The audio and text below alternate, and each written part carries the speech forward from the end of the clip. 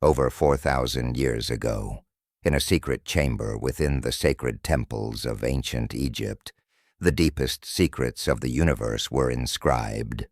The Emerald Tablet, attributed to the legendary Thoth, the scribe of the gods and master of alchemy, holds the keys to unlocking the hidden power of the human mind and revealing our true nature as co-creators of reality. Have you ever wondered why some people seem to manifest their desires effortlessly, while others struggle for years without seeing results? Why certain spiritual practices work for some, but not for others? The answer lies hidden in Thoth's enigmatic words. As above, so below. As below, so above. This revolutionary audiobook unravels the ancient mysteries of the Emerald Tablet through the lens of modern science. You will discover how the ancient masters already knew what neuroscience and quantum physics are only beginning to prove. That your mind is literally capable of shaping the reality around you. Get ready for a transformative journey that combines the timeless wisdom of the Egyptian temples with the most advanced discoveries about consciousness, frequency, and manifestation. It is no coincidence that you've come across this knowledge now. Your soul already knows it is time to awaken the Thoth within you. Chapter 1. The Awakening of the Sleeping Scribe. Discovering the Thoth within. There is a moment in every person's life when they feel the stirring of something ancient within them, a knowing that transcends logic, a whisper from depths they didn't even realize existed. Perhaps that moment is now, as you begin this journey into the mysteries that have been calling to your soul across millennia. You are not here by accident. The same intelligence that guided the ancient scribes to encode the secrets of reality into the Emerald Tablet has orchestrated every step that led you to this moment. You carry within you the same creative force that carved the pyramids from stone and decoded the fundamental laws that govern how consciousness becomes matter. This is not metaphor. This is scientific truth wrapped in the language of the sacred. Today, as you embark on this transformational journey, you are about to awaken what I call the Thoth within. That aspect of your consciousness that has always existed, but has been sleeping, waiting for the right moment to emerge. Thoth, the ancient Egyptian god of wisdom, writing, and the moon, was known as the scribe of the gods, the keeper of divine knowledge, and the master alchemist, who could transform the invisible into the visible through the power of consciousness alone. But here's what the ancient texts never explicitly stated: what was hidden in plain sight. Thoth is not just a deity from the past. Thoth is a state of consciousness, a frequency of awareness that every human being can access. It is the part of you that knows how to write upon the quantum field with the pen of focused intention, how to inscribe your desires into the fabric of reality itself, the scribe that lives in your cells. Modern neuroscience has discovered something extraordinary that the ancient Egyptians already knew thousands of years ago. Your brain is literally designed to be a reality-creating machine. Every thought you think sends electrical impulses through neural pathways, creating electromagnetic fields that extend far beyond your physical body. These fields don't just contain information. They actively interact with what quantum physicists call the zero-point field, the invisible sea of energy that connects all things. When I first learned this, it changed everything about how I understood human potential. You see, your thoughts aren't just mental events happening inside your skull. They are energetic broadcasts that ripple out into the quantum field, carrying the blueprint of your intentions into the realm where all possibilities exist simultaneously. This is why the ancients said that thoughts become things. They understood intuitively what science is now proving with precision instruments. The Thoth consciousness within you is your natural ability to consciously participate in this process. It's the part of your mind that can step back from automatic, unconscious thinking and deliberately choose which thoughts to amplify, which emotions to cultivate, and which version of reality to call forth from the infinite field of possibilities. Consider this. Right now, as you process these words, millions of neurons are firing in precise patterns, creating a unique electromagnetic signature that is yours alone. This signature is literally changing the quantum field around you. The question is not whether you are affecting reality. You are, constantly and inevitably. The question is whether you are doing so consciously or unconsciously. Breaking free from the hypnosis of the ordinary, most people live in what I call the hypnosis of the ordinary. They believe that the three-dimensional world they perceive with their five senses represents the totality of reality. They've forgotten that what they call solid matter is actually 99% empty space vibrating at specific frequencies that create the illusion of solidity.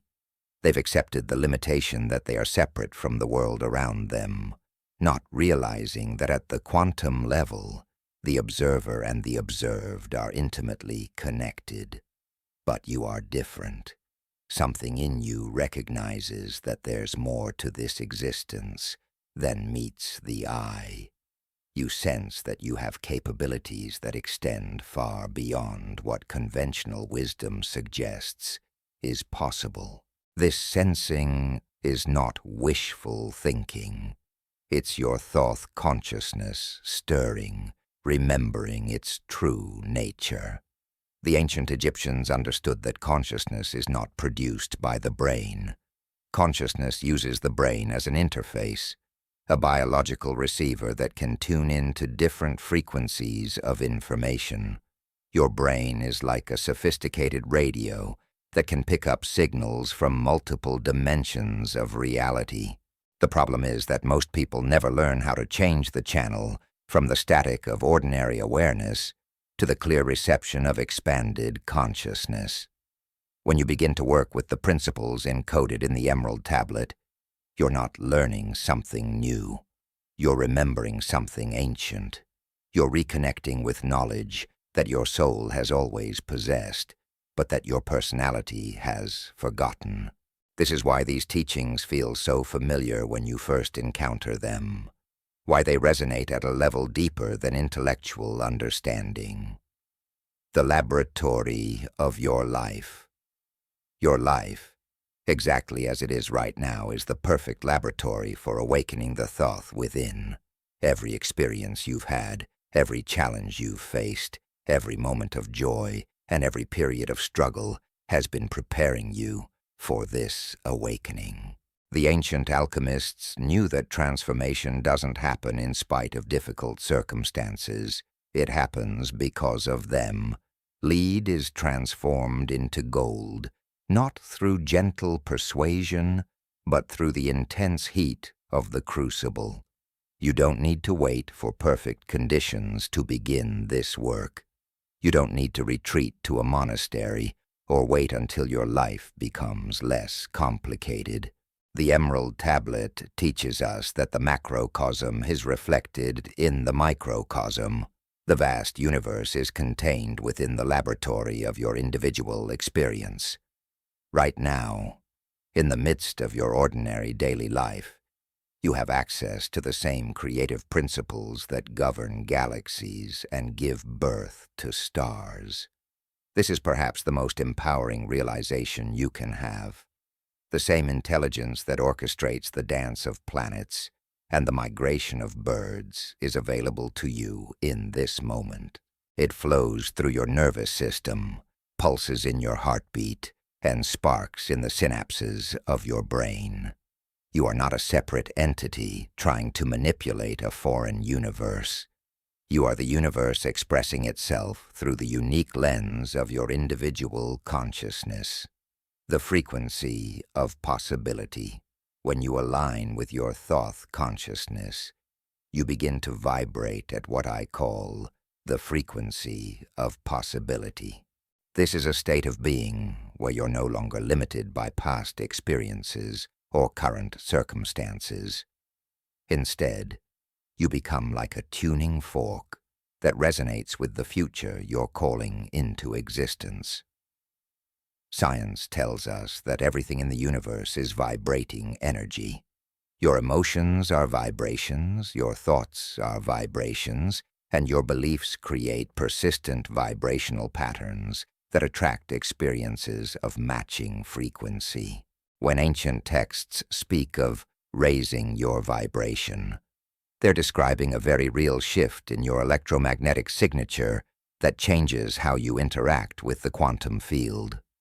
The Thoth within you knows how to consciously adjust this frequency. It understands that you can choose to vibrate at the level of gratitude instead of lack, love instead of fear, possibility instead of limitation. This isn't about positive thinking. It's about aligning your entire being with the vibrational signature of your desired reality until that reality has no choice but to manifest. Every time you consciously choose an elevated emotion over an automatic emotional reaction, you're strengthening your Thoth consciousness. Every time you visualize your desired future with such clarity and feeling that it becomes more real than your current circumstances, you're exercising your ability to write upon the quantum field. Every time you act from inspiration rather than desperation, you're demonstrating your understanding of how consciousness creates reality. The sacred technology of transformation. The Emerald Tablet isn't just ancient philosophy. It's a user manual for the most advanced technology on Earth, human consciousness. When Thoth wrote, "As above, so below, as below, so above," he was describing the fundamental operating principle of reality itself. Your inner world and your outer world are not separate phenomena. They are two aspects of the same unified field of consciousness. This means that every change you make in your inner world automatically creates a corresponding change in your outer world. When you transform a limiting belief in your mind, the external conditions that reflected that belief must also change. When you embody a new emotional state consistently, your environment reshapes itself to match that frequency. This isn't magic. It's quantum mechanics applied through conscious intent. Your Thoth consciousness is the operator of this sacred technology. It's the part of you that can step into the control room of your life and consciously adjust the settings. Instead of being at the mercy of unconscious programs running in your subconscious mind, you become the programmer, the one who writes the code that determines your reality. Remembering your true identity. As we conclude this first awakening, I want you to feel into this truth. You are not a human being having a spiritual experience. You are a spiritual being having a human experience. You are not a victim of circumstances. You are the author of your story. You are not separate from the creative force of the universe. You are that force, individuated and expressing through the unique instrument of your consciousness. The Thoth within you has been waiting patiently for this recognition. It has watched you struggle against limitations that exist only in your perception. It has remained constant while your personality has searched everywhere except within for the keys to transformation. Now, as you begin to awaken to your true nature, everything changes. You are the scribe of your own reality. The pen is in your hand, the quantum field is your parchment, and the Emerald Tablet is your guide. The time of unconscious creation is ending, and the era of deliberate manifestation is beginning. Welcome to your awakening. Welcome to the remembrance of who you truly are. The sleeping scribe within you is stirring, and the world is about to witness the magnificent reality you came here to create. In the next chapter, we will explore how to decode the symbolic language through which the universe communicates with your awakened consciousness, preparing you to receive the deeper transmissions encoded within the Emerald Tablet itself. Chapter 2. The Secret Language of Symbols. Decoding the Messages of the Universe. Have you ever noticed how certain images can instantly change your entire emotional state? A photograph from your childhood can transport you back in time, flooding your body with feelings from decades past. A symbol on a billboard can trigger an immediate desire for something you weren't even thinking about moments before. A simple geometric pattern can evoke a sense of peace or agitation without you understanding why. This isn't coincidence. It's evidence of the most sophisticated communication system ever devised. Long before humans developed spoken language, before we created written words, we communicated through symbols. And here's the profound truth that the ancient masters like Thoth understood. Symbols don't just represent ideas. They are living energetic forms that directly interface with your subconscious mind and the quantum field itself. When you awaken to the secret language of symbols, you discover that the universe has been speaking to you constantly throughout your entire life. Every synchronicity, every recurring image, every pattern that catches your attention is part of an ongoing conversation between your awakened consciousness and the infinite intelligence that orchestrates all existence. The subconscious mind speaks in pictures. Modern neuroscience has revealed something extraordinary about how your brain processes information. Your conscious mind, the thinking part of you that analyzes and judges, operates at a speed of about 2,000 bits of information per second. But your subconscious mind, the vast realm beneath your everyday awareness, processes over 400 billion bits of information per second. That's 200 million times faster than your conscious thinking. And here's the key insight. Your subconscious mind thinks primarily in images, symbols, and emotional impressions. While your conscious mind loves words and linear logic, your subconscious responds most powerfully to visual and symbolic language. This is why a single image can trigger profound emotional responses, and why visualization techniques are so effective at creating change. The ancient Egyptian priests understood this principle intimately.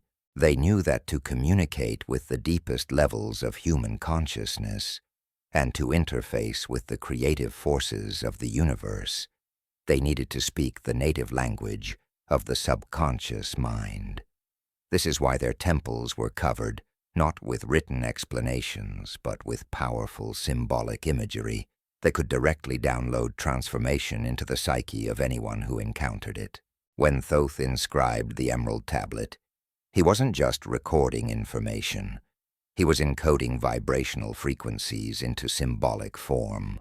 Each symbol on the tablet carries specific energetic signatures that can activate dormant potentials within your consciousness when you learn to decode and work with them properly.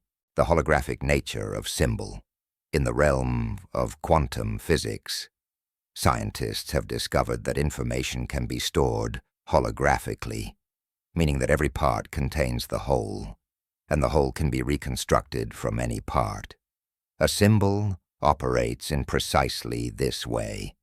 It's not just a simple representation of an idea. It's a holographic container that holds entire universes of meaning, energy, and possibility.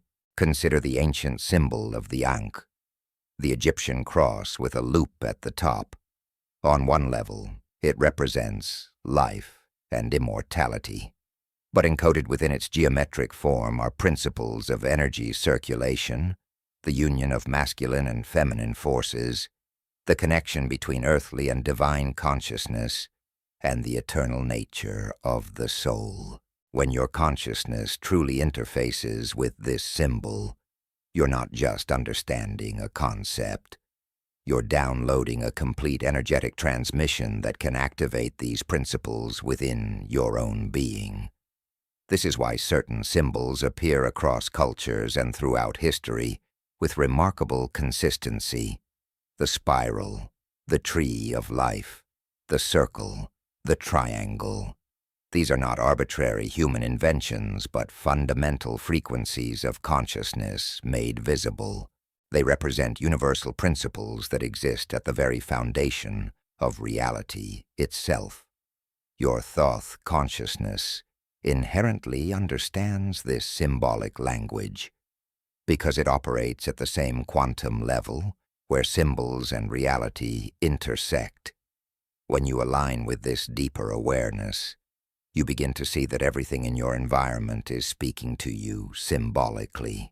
The clouds forming specific shapes in the sky, the license plate that appears just when you need guidance, the book that falls off a shelf and opens to exactly the message you need to hear.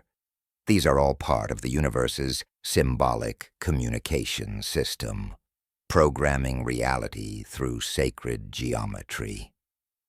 The most powerful symbols are rooted in what ancient traditions called sacred geometry, the mathematical principles that underlie the structure of reality itself. These geometric patterns aren't just aesthetically pleasing. They are the actual blueprints that consciousness uses to organize energy into form.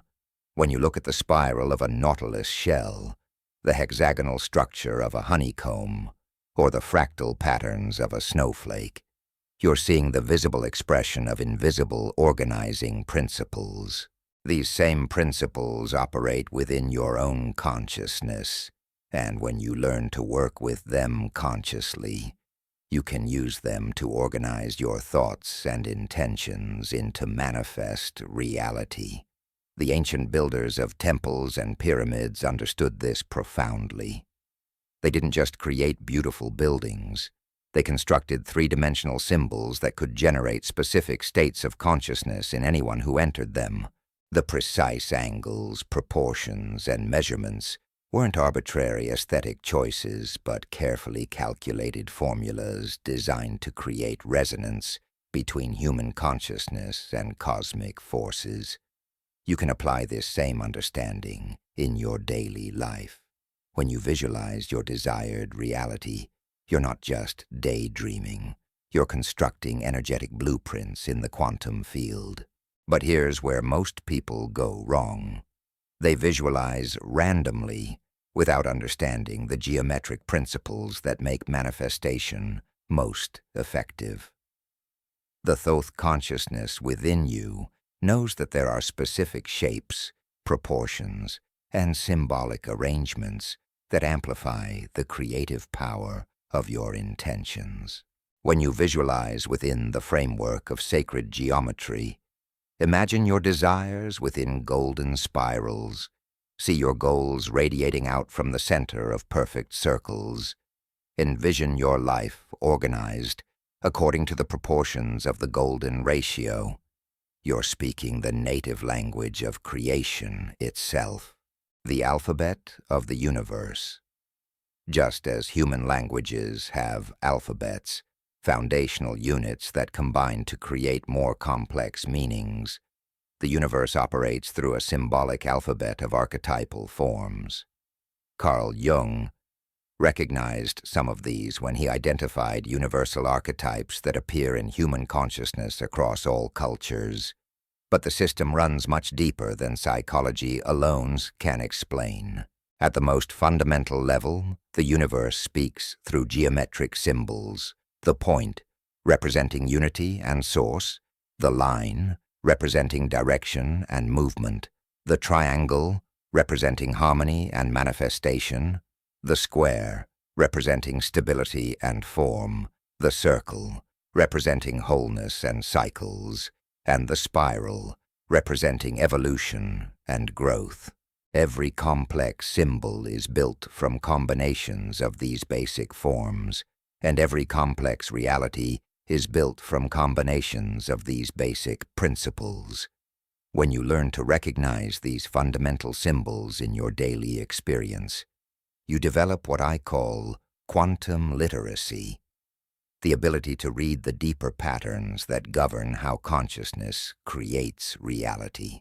You begin to notice that certain geometric patterns consistently appear in your life during periods of expansion, while others appear during times of consolidation or challenge. These aren't coincidences, but actual messages from the organizing intelligence of the universe. Your dreams become a treasure trove of symbolic guidance. The subconscious mind, freed from the limitations of linear thinking during sleep, communicates through pure symbolic language. That recurring dream about flying isn't just wish fulfillment.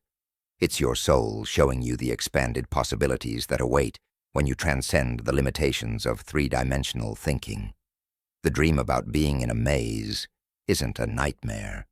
It's guidance, showing you that what feels like confusion in your current situation is actually a sacred journey toward a center point of clarity and power. Activating symbols for transformation. Here's where this knowledge becomes practical magic in your daily life. Once you understand that symbols are energetic technologies that can directly influence your consciousness and your reality, you can begin to work with them intentionally. This is one of the most powerful secrets of the Emerald Tablet teachings.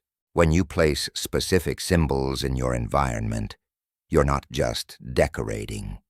You're installing energetic programs that continuously broadcast particular frequencies.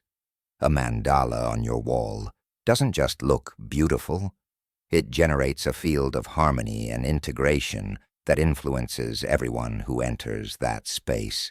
A pyramid shape in your meditation area doesn't just remind you of ancient wisdom, it creates a geometric amplification of your consciousness that enhances your ability to access expanded states of awareness. But the most powerful application of symbolic programming happens within your own consciousness. When you learn to visualize using symbolic language, you tap into the same creative force that organized the cosmos itself. Instead of vague hoping or wishful thinking, you begin to create with the precision of an architect, working with divine blueprints. Imagine approaching your biggest goal not just as a mental concept, but as a living symbol. See it as a golden sphere, radiating light, growing larger and more luminous each time you focus upon it. Feel the geometric perfection of its form. Sense the way it naturally attracts everything necessary for its completion. This isn't just creative visualization. It's conscious participation in the symbolic language through which the universe organizes energy into form. Your Thoth consciousness naturally understands how to work with symbols in this way. It remembers the ancient protocols for interfacing with the creative matrix of reality. As you develop this aspect of your being, you'll find that synchronicities increase, intuitive guidance becomes clearer, and your ability to manifest desired outcomes accelerates dramatically. The living library of signs. Once you begin to see the world through symbol-awakened eyes, you realize that you're living within a vast, living library where every experience carries deeper meaning and every encounter offers guidance. The number sequences you keep noticing, the animals that cross your path at significant moments, the words and phrases that seem to appear everywhere just when you need to hear them, these are all part of the symbolic conversation between your expanding consciousness and the intelligence of the universe. This doesn't mean that you should become obsessive about finding hidden meaning. in every mundane detail. Instead, it means developing what the ancients called divine discernment, the ability to recognize when something is trying to get your attention through symbolic channels versus when something is simply part of the ordinary background of experience. Your awakened consciousness will naturally begin to distinguish between meaningful synchronicities and random coincidences. You'll develop an inner knowing about which symbols and patterns deserve your attention and contemplation versus which ones you can simply acknowledge and move past. The key is to maintain what I call relaxed receptivity, staying open to symbolic guidance without forcing it or trying too hard to decode everything. The universe's symbolic language is designed to be intuitive rather than intellectual. When a symbol or pattern carries a message for you, you'll feel it at a level deeper than mental analysis. Your body will respond with subtle energy shifts. Your emotions will stir with recognition, and your Thoth consciousness will whisper interpretations that ring with truth. Becoming a conscious symbol creator. As your understanding of symbolic language deepens, you transition from simply receiving and interpreting symbols to consciously creating and broadcasting them. This is where you step fully into your role as a co-creator with the universe, using the same principles that Thoth employed when he inscribed the Emerald Tablet. Every choice you make creates symbolic ripples in the quantum field. The clothes you wear, the colors you choose, the objects you surround yourself with, the gestures you make. All of these are symbolic statements that broadcast particular frequencies and attract corresponding experiences. When you make these choices consciously, with awareness of their symbolic significance, you become an active participant in the universal conversation rather than just a passive recipient. Your very life becomes a symbolic creation, a living artwork that expresses the unique frequency of your awakened consciousness. Others will sense this symbolic coherence in your presence, even if they can't consciously identify what feels different about you. You'll notice that people, opportunities, and resources are drawn to you more easily because your entire being is broadcasting clear, intentional symbolic messages into the quantum field. This is the true meaning of personal magnetism and charisma. It's the result of becoming consciously fluent in the symbolic language that underlies all attraction and manifestation. When your inner symbols align perfectly with your outer expression, you create what the ancients called divine presence, a field of consciousness that naturally draws forth the highest possibilities in any situation. In our next chapter, we will explore the first and most fundamental principle encoded in the Emerald Tablet. As above, so below. As below, so above. This hermetic principle reveals the fractal structure of reality itself and provides the master key for consciously aligning your inner and outer worlds for maximum creative power. Chapter 3. The Hermetic Principle of Correspondence. As above, so below. As below, so above. That which is below is like that which is above, and that which is above is like that which is below, to accomplish the miracles of the one thing. These words, inscribed thousands of years ago on the Emerald Tablet of Thoth, contain perhaps the most profound secret of reality creation ever encoded in human language. They describe not just a philosophical concept, but the actual operating system of the universe itself, the fundamental principle that governs how consciousness creates and transforms reality at every level of existence. When you truly understand this principle of correspondence, everything changes. You realize that you are not a small, separate being trying to influence a vast, impersonal universe. Instead, you discover that you are a perfect microcosmic reflection of the macrocosmic whole, containing within your individual consciousness the same creative principles that organize galaxies and give birth to stars. Your inner world and outer world are not separate phenomena. They are two aspects of the same unified field of consciousness, mirrors reflecting each other in an eternal dance of creation and transformation. The fractal nature of reality. To understand the principle of correspondence, we must first grasp one of the most revolutionary discoveries of modern mathematics and science, the fractal nature of reality. A fractal is a pattern that repeats itself at every scale of observation. Look at a tree, and you'll see that its branches mirror the pattern of its trunk. Look at those branches more closely, and you'll see that each smaller branch mirrors the pattern of the larger branches. Zoom in further, and even the veins in a single leaf follow the same branching pattern as the entire tree. This is not coincidence. This is the fundamental organizing principle of the universe itself.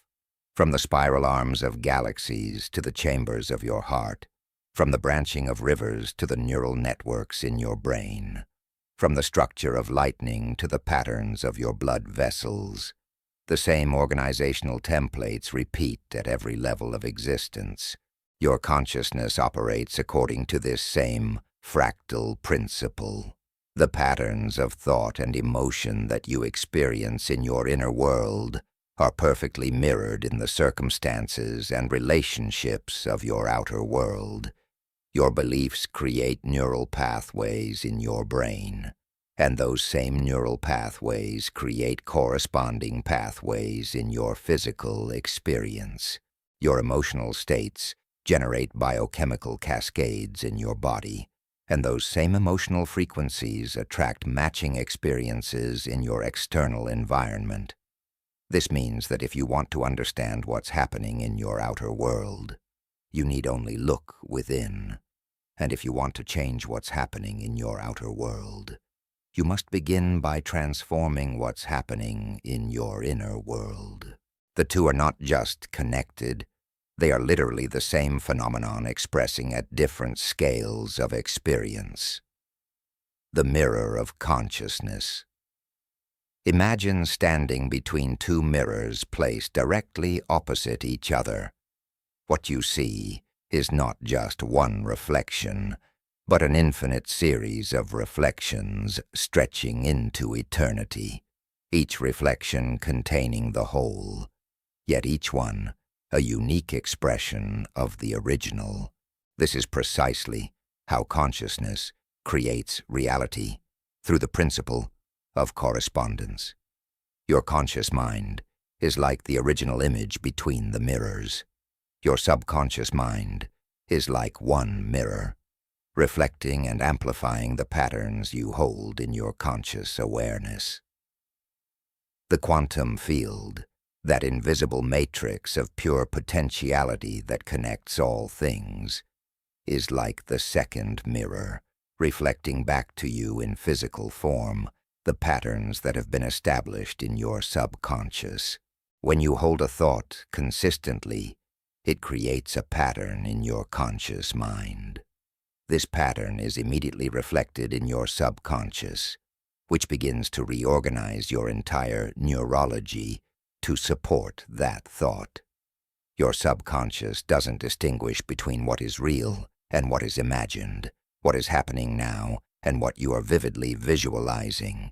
It simply accepts the patterns you give it and begins to restructure your entire psychophysiology to match those patterns.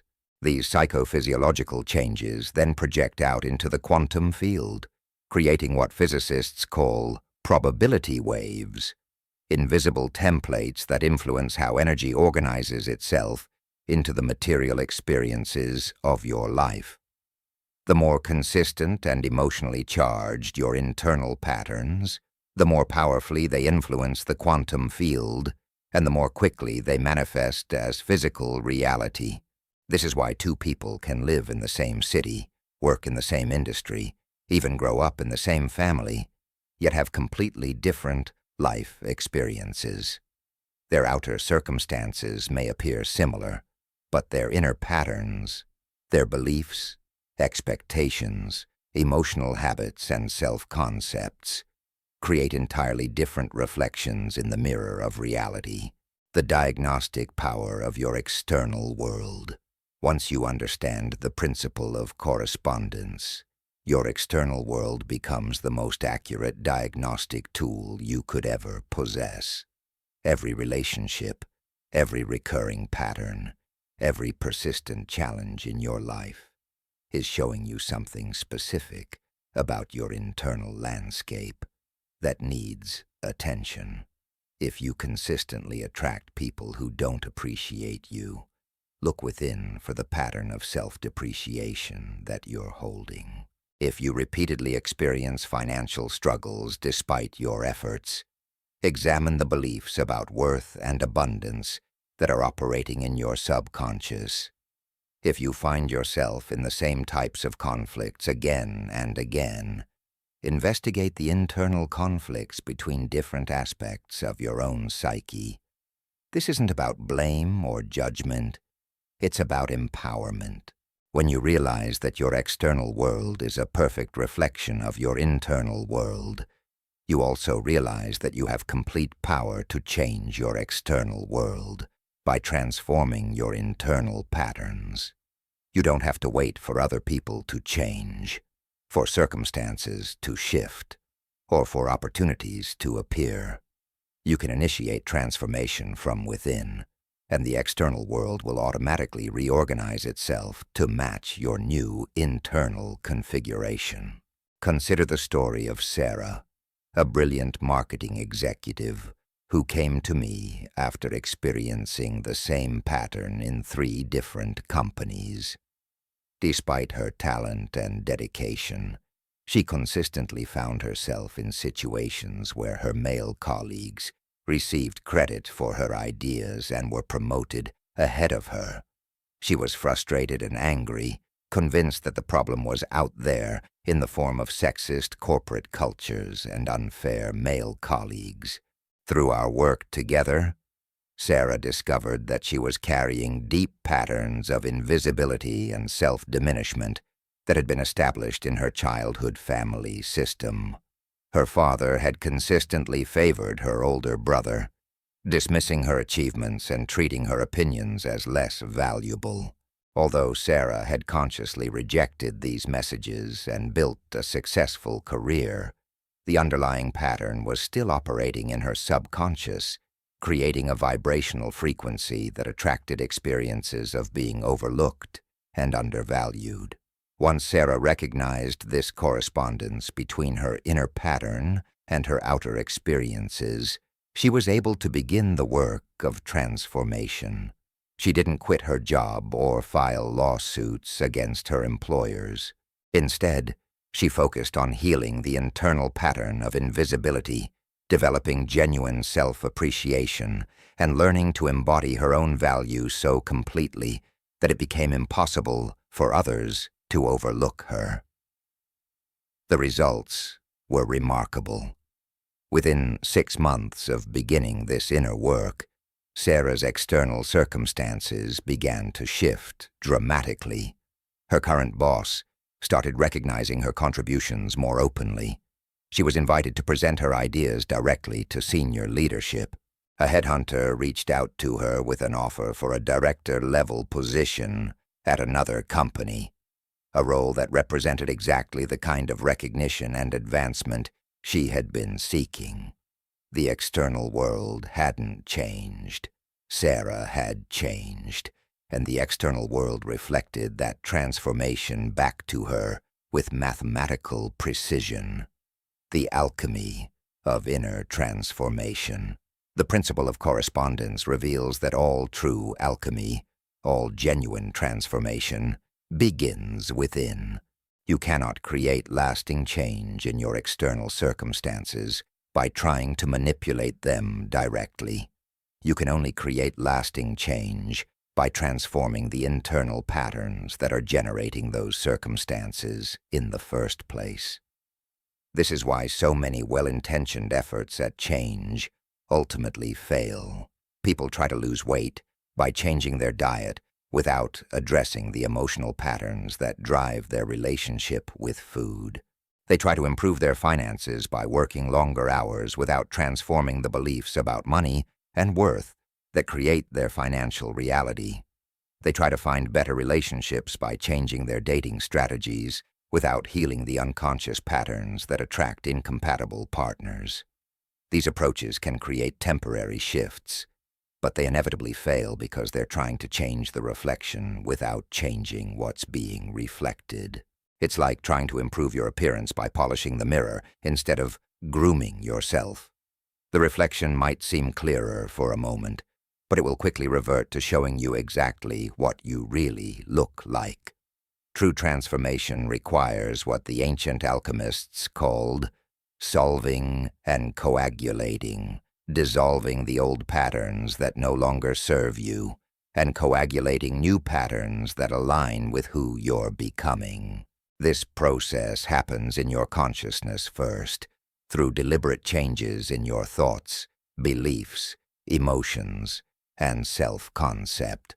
Only after these internal changes have been established and integrated do they begin to manifest as corresponding changes in your external reality. Your Thoth consciousness understands this process intimately.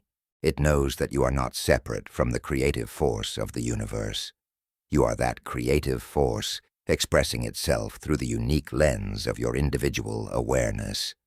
When you align with this deeper understanding, you stop trying to force change from the outside and begin to create change from the inside out, working with the natural laws of correspondence rather than against them. The levels of correspondence.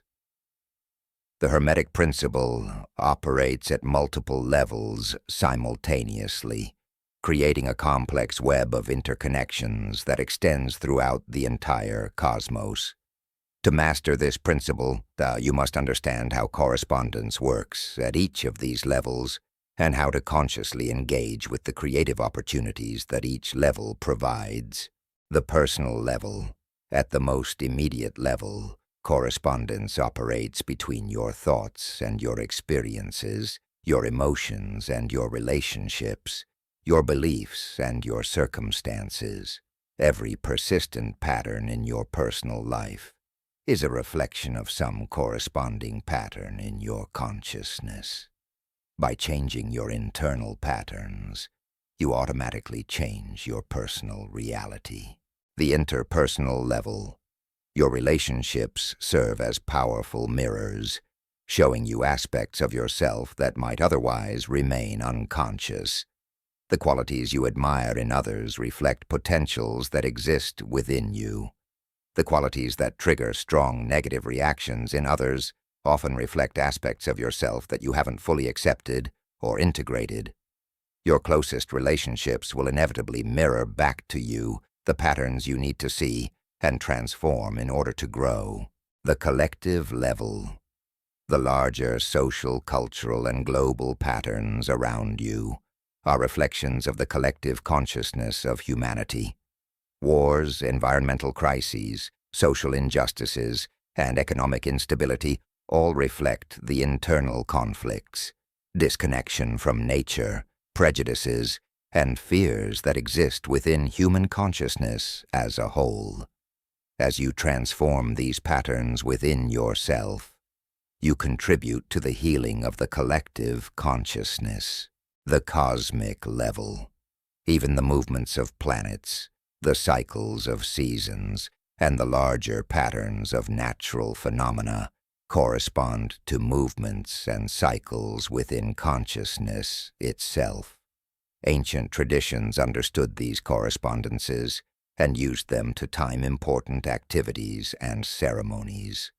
When you align your personal transformation work with these larger cosmic patterns, you can amplify your results exponentially.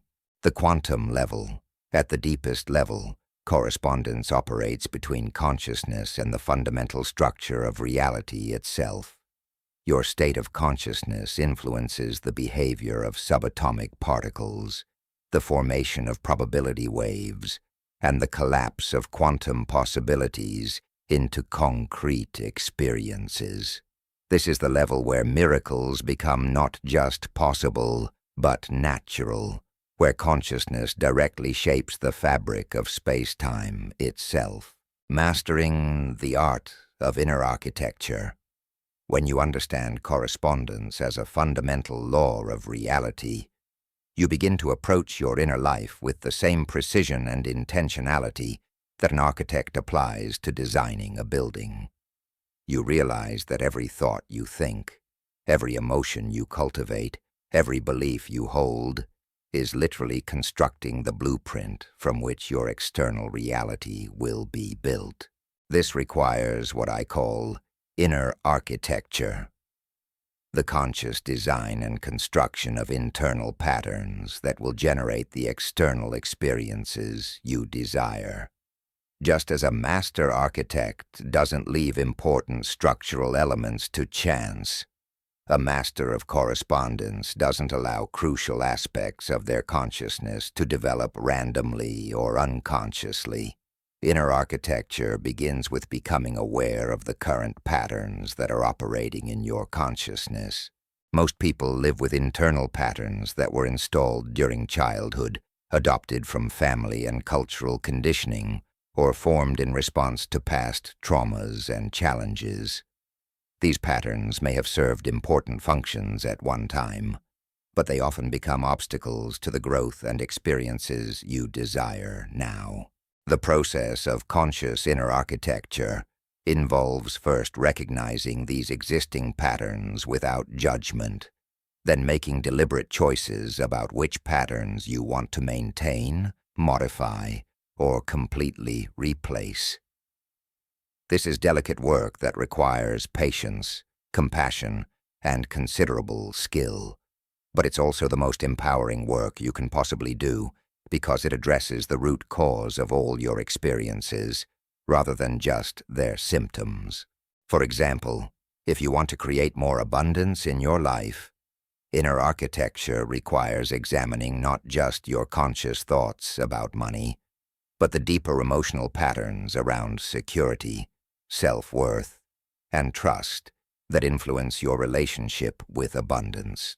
You might discover that beneath your conscious desire for financial prosperity, you're carrying unconscious patterns of guilt about having more than others, fear that success will make you a target for criticism, or beliefs that spiritual people shouldn't care about material wealth. These unconscious patterns will create internal conflicts that prevent you from fully aligning with abundance, no matter how much conscious positive thinking you do. Inner architecture involves bringing these patterns into awareness, understanding their origins and functions, and then consciously reconstructing them in ways that support your current goals and values. The sacred marriage of above and below, the deepest understanding of the correspondence principle, reveals that the phrase, "as above, so below," describes not just a one-way reflection, but a dynamic, interactive relationship between different levels of reality. The above influences the below, but the below also influences the above. Your individual consciousness both reflects and shapes the consciousness of the whole. This means that every transformation you accomplish within yourself doesn't just change your personal reality. It contributes to the transformation of the larger field of consciousness of which you are a part. When you heal a pattern of fear within yourself, you reduce the total amount of fear in the collective human consciousness. When you embody a higher frequency of love, compassion, or wisdom, you make those frequencies more available to others. This is what spiritual traditions have called the sacred marriage. The recognition that the individual and the universal, the personal and the cosmic, the human and the divine, are not separate entities, but different aspects of the same unified field of consciousness. Your awakening serves not just your own evolution, but the evolution of the entire cosmos. From this perspective, your personal transformation work becomes a sacred service to the whole. Every limiting belief you release, every fear you transform into love, every moment of unconsciousness you replace with awareness, contributes to the healing and elevation of human consciousness itself. You are not just creating a better life for yourself. You are participating in the birth of a new paradigm of human possibility. The practical magic of daily correspondence. Understanding the principle of correspondence transforms every moment of your daily life into an opportunity for conscious creation. You begin to see that there are no mundane moments, no insignificant choices, no neutral thoughts or emotions. Everything you experience internally is constantly broadcasting into the quantum field and generating corresponding experiences in your external world. This awareness brings both tremendous responsibility and tremendous power. You realize that you are constantly either reinforcing existing patterns or creating new ones through your moment-to-moment choices of attention, emotion, and intention.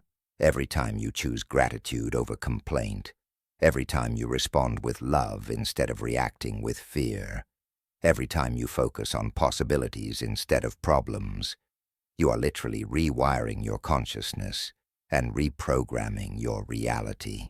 The practice of conscious correspondence begins with developing what I call pattern awareness. The ability to recognize the internal patterns that are active in your consciousness at any given moment, and to consciously choose whether to continue energizing those patterns or to shift into different ones. This might mean noticing when you fall into habitual patterns of worry, and consciously choosing to redirect your attention toward trust and possibility instead. It might mean recognizing when you're operating from patterns of scarcity and deliberately cultivating feelings of abundance and appreciation. It might mean catching yourself in patterns of self-criticism and choosing to speak to yourself with the same kindness you would offer a beloved friend. Each of these shifts might seem small in the moment, but their cumulative effect is profound. As you consistently choose higher patterns over lower ones, you gradually reconstruct your entire internal reality. And as your internal reality changes, your external reality must change as well, reflecting back to you the new patterns you've established within. The quantum field response science has demonstrated that consciousness doesn't just observe reality. It participates in creating reality at the most fundamental level. At the quantum scale, the act of observation influences the behavior of subatomic particles, determining whether they behave as waves of possibility or collapse into specific locations and states. The principle of correspondence operates through this quantum field response. Your consciousness doesn't just reflect reality. It actively selects which of the infinite possibilities available in the quantum field will collapse into your actual experience. The patterns you hold in your consciousness act like tuning forks, resonating with matching frequencies in the field of pure potentiality and drawing those frequencies into manifestation. This is why consistency is so crucial in transformation work. If you hold a new pattern in your consciousness for a few minutes during meditation, but then spend the rest of your day operating from old patterns, you're sending mixed signals into the quantum field. The field responds to your most consistent and emotionally charged patterns, not to your occasional intentions or temporary positive thoughts. True mastery of correspondence requires what the ancient texts called unwavering attention. the ability to maintain new patterns consistently enough and intensely enough that they become your dominant vibration. This doesn't mean you have to be perfect or never experience negative emotions. It means that your general trend, your most frequent state, your default pattern becomes aligned with what you want to create rather than what you want to avoid. When you achieve this level of consistency, the quantum field response becomes not just noticeable, but dramatic.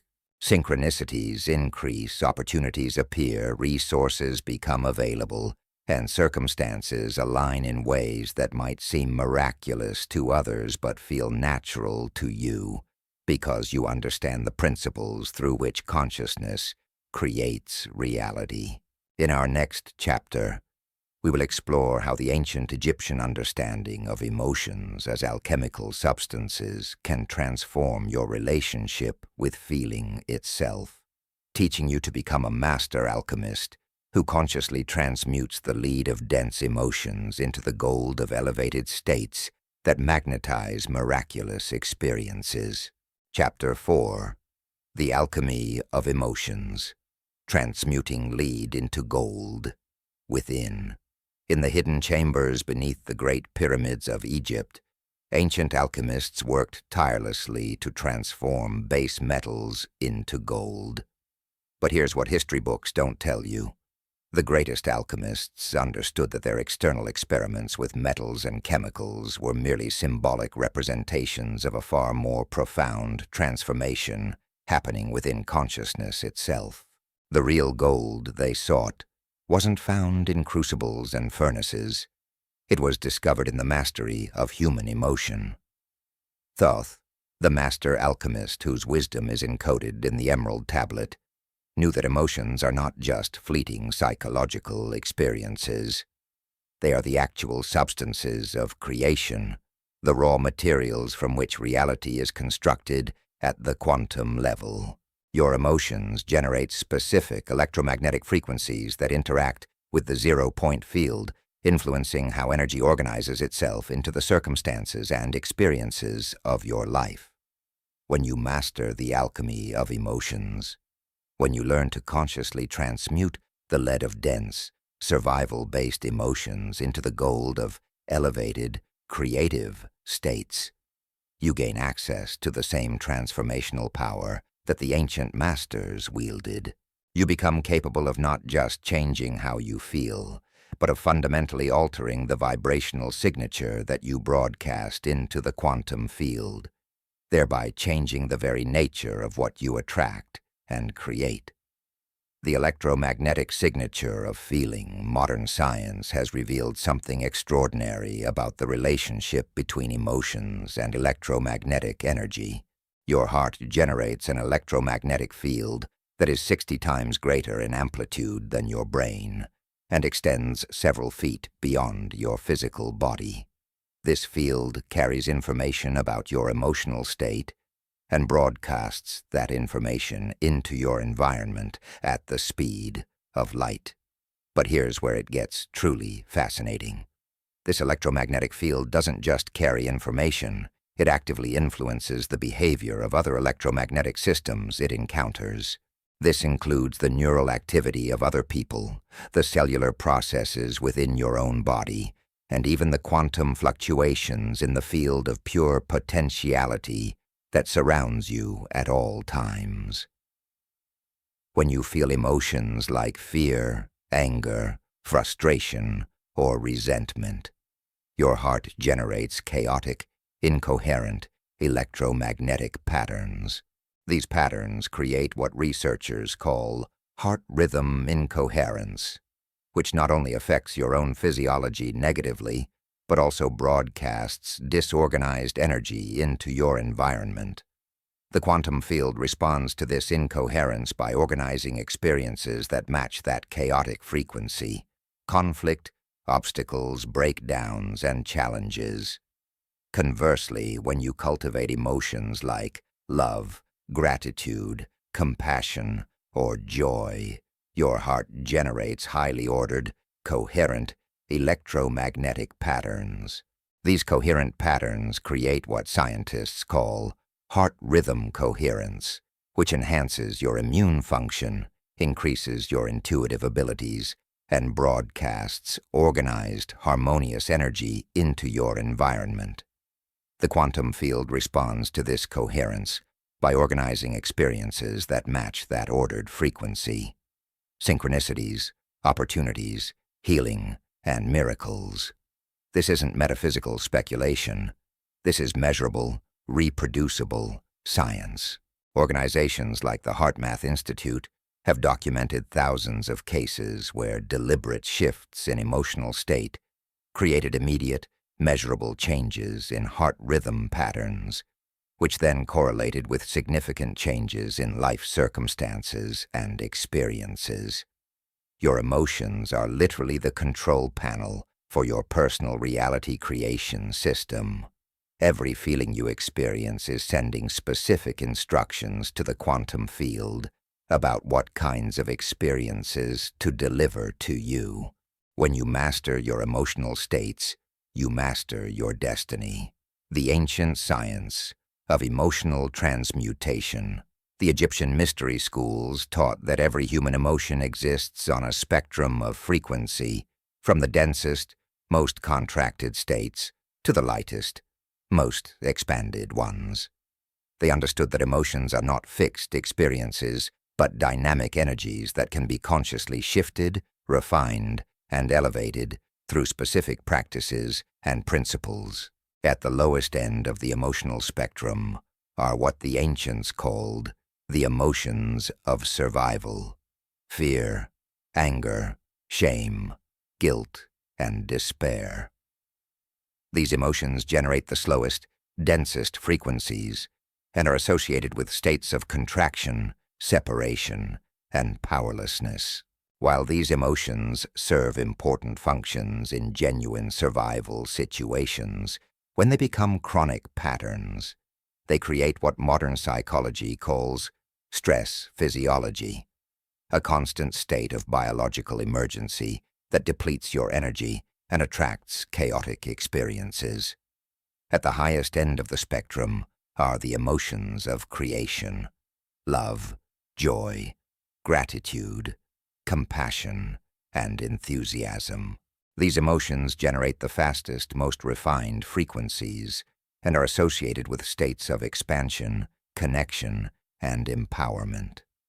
When these emotions become your dominant patterns, they create what researchers call regenerative physiology, a state of biological optimization that enhances every system in your body and attracts harmonious experiences. The process of emotional alchemy involves consciously moving your emotional state up this spectrum, transforming survival emotions into creative emotions through the application of awareness, intention, and specific techniques. This isn't about suppressing or denying difficult emotions. It's about using them as raw materials for creating something higher and more refined. Consider the emotion of anger. In its raw form, anger is a dense, chaotic energy that creates conflict and separation.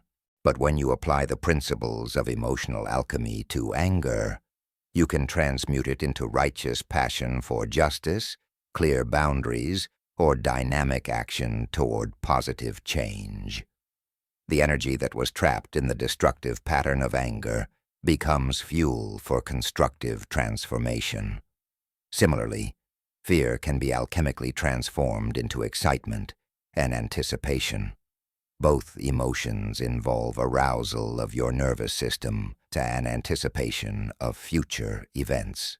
The difference lies in your interpretation and your focus.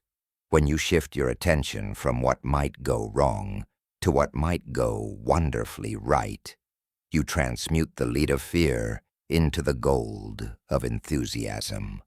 The biochemistry of transformation. What makes this emotional alchemy possible is the fact that emotions are not just psychological experiences. They are biochemical events that involve the release of specific molecules throughout your body, Every emotion you feel triggers the production of particular neuropeptides, hormones, and neurotransmitters that bind to receptor sites on your cells and influence your physiology at the most fundamental level. When you experience chronic stress emotions like fear or anger, your body produces stress hormones like cortisol and adrenaline. These chemicals are designed to help you survive immediate physical threats, but when they remain elevated for extended periods, they suppress your immune system, impair your memory, reduce your creativity, and create a biological addiction to the very emotions that are limiting your potential. Here's the crucial insight. Your cells develop more receptor sites for the chemicals they receive most frequently. If you spend most of your time in stress emotions, your cells literally develop an addiction to stress chemicals. Your body begins to crave the familiar cocktail of cortisol and adrenaline, unconsciously creating situations and interpretations that will trigger the production of these familiar substances. This is why changing your emotional patterns can feel so challenging at first. You're not just changing your psychological habits. You're literally rewiring the biochemical feedback loops that have become your cellular addiction. Your body will initially resist the change because it has become dependent on the chemical cocktail associated with your old emotional patterns. But here's the empowering truth. Just as your cells can develop addictions to stress chemicals, they can also develop preferences for the biochemistry of elevated emotions. When you consistently cultivate feelings like gratitude, love, and joy, your body begins to produce more of the chemicals associated with these states: endorphins, serotonin, dopamine, and oxytocin. Over time, your cells develop more receptor sites for these uplifting chemicals and begin to crave them instead of stress hormones. This creates what I call an addiction to joy, a biological preference for elevated emotional states that makes it easier and more natural to maintain the high-frequency emotions that attract miraculous experiences. Your body becomes your ally in transformation rather than an obstacle to it. The heart-brain coherence. Connection. One of the most significant discoveries of modern neuroscience is that your heart contains its own neural network, literally a heart-brain consisting of more than 40,000 neurons that can function independently of the brain in your head. This heart-brain is constantly sending signals to your cranial brain, and these signals have a profound influence on your cognitive functions, emotional experiences, and decision-making processes. When your heart rhythms are chaotic and incoherent, the signals sent to your brain create what researchers call cortical inhibition, a state where your higher brain functions are suppressed, and you're more likely to react from stress, make poor decisions, and experience negative emotions.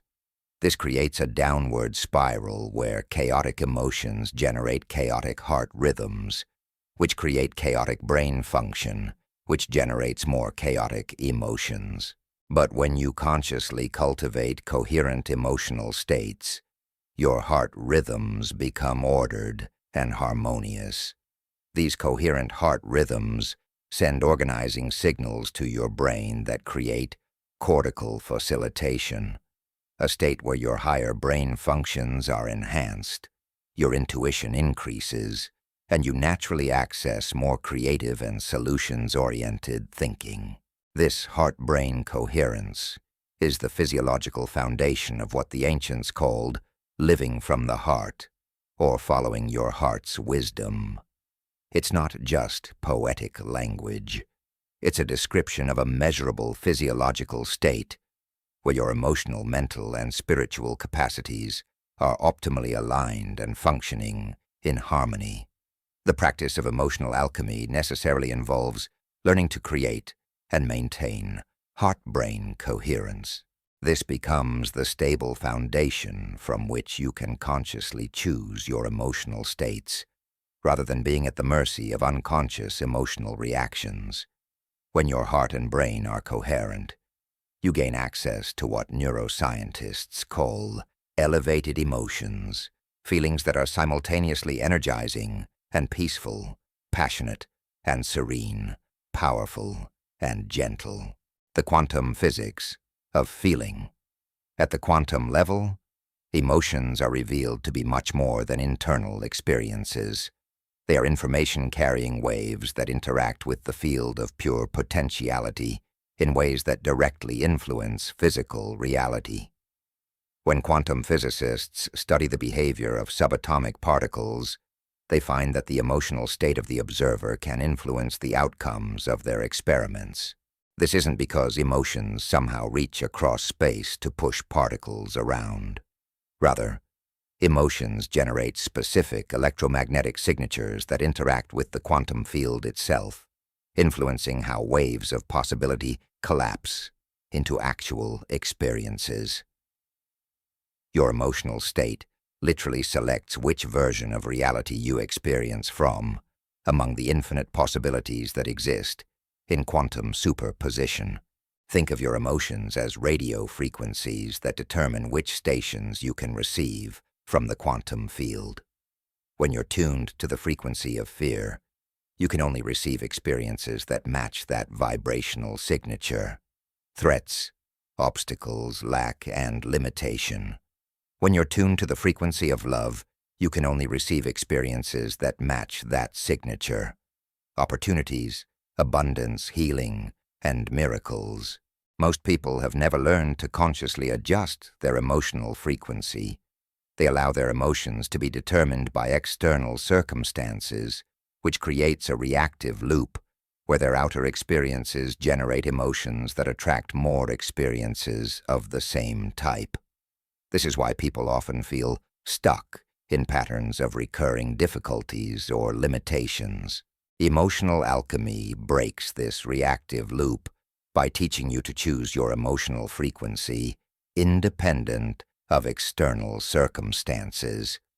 Instead of waiting for your circumstances to change before you feel better, you learn to generate elevated emotions first, which then attracts circumstances that match those elevated frequencies.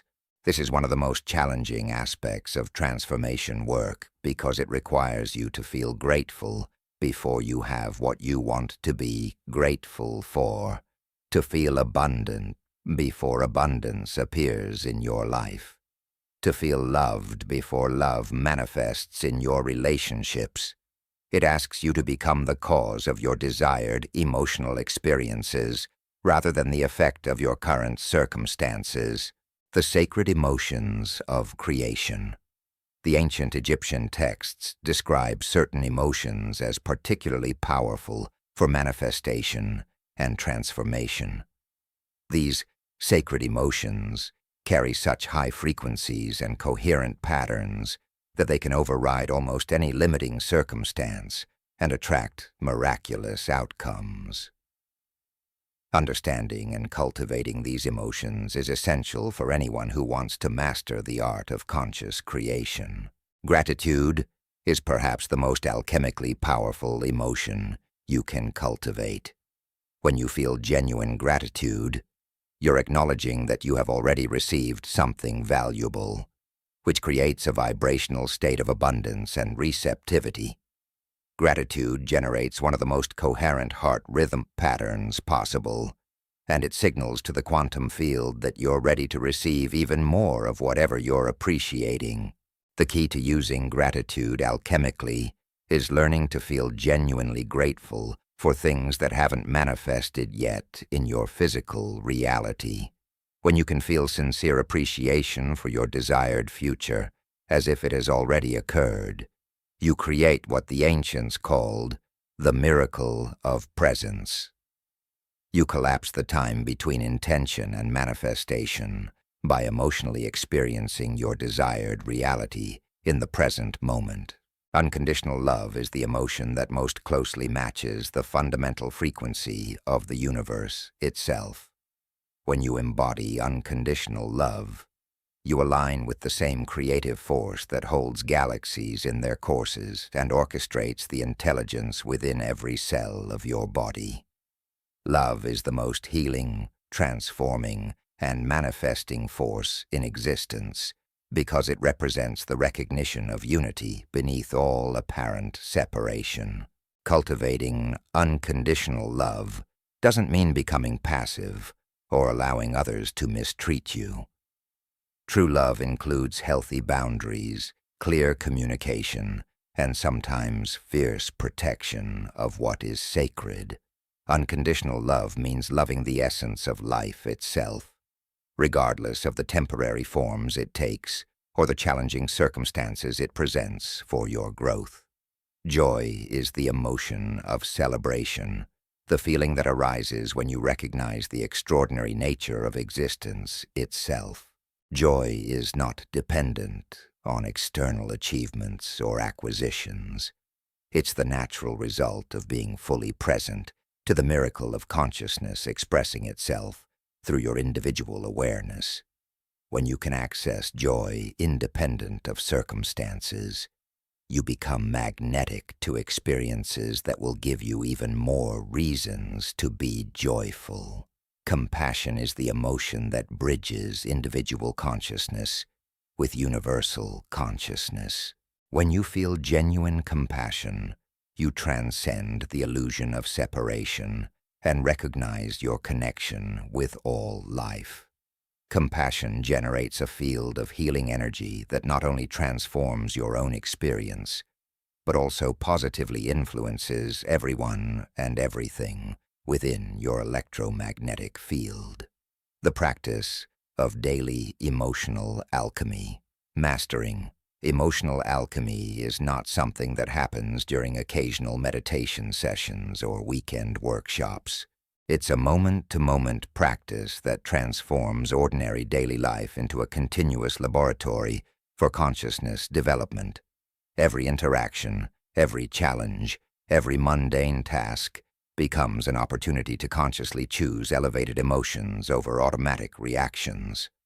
The practice begins with developing what I call emotional awareness, the ability to recognize what you're feeling in real time, rather than being unconsciously driven by emotional states.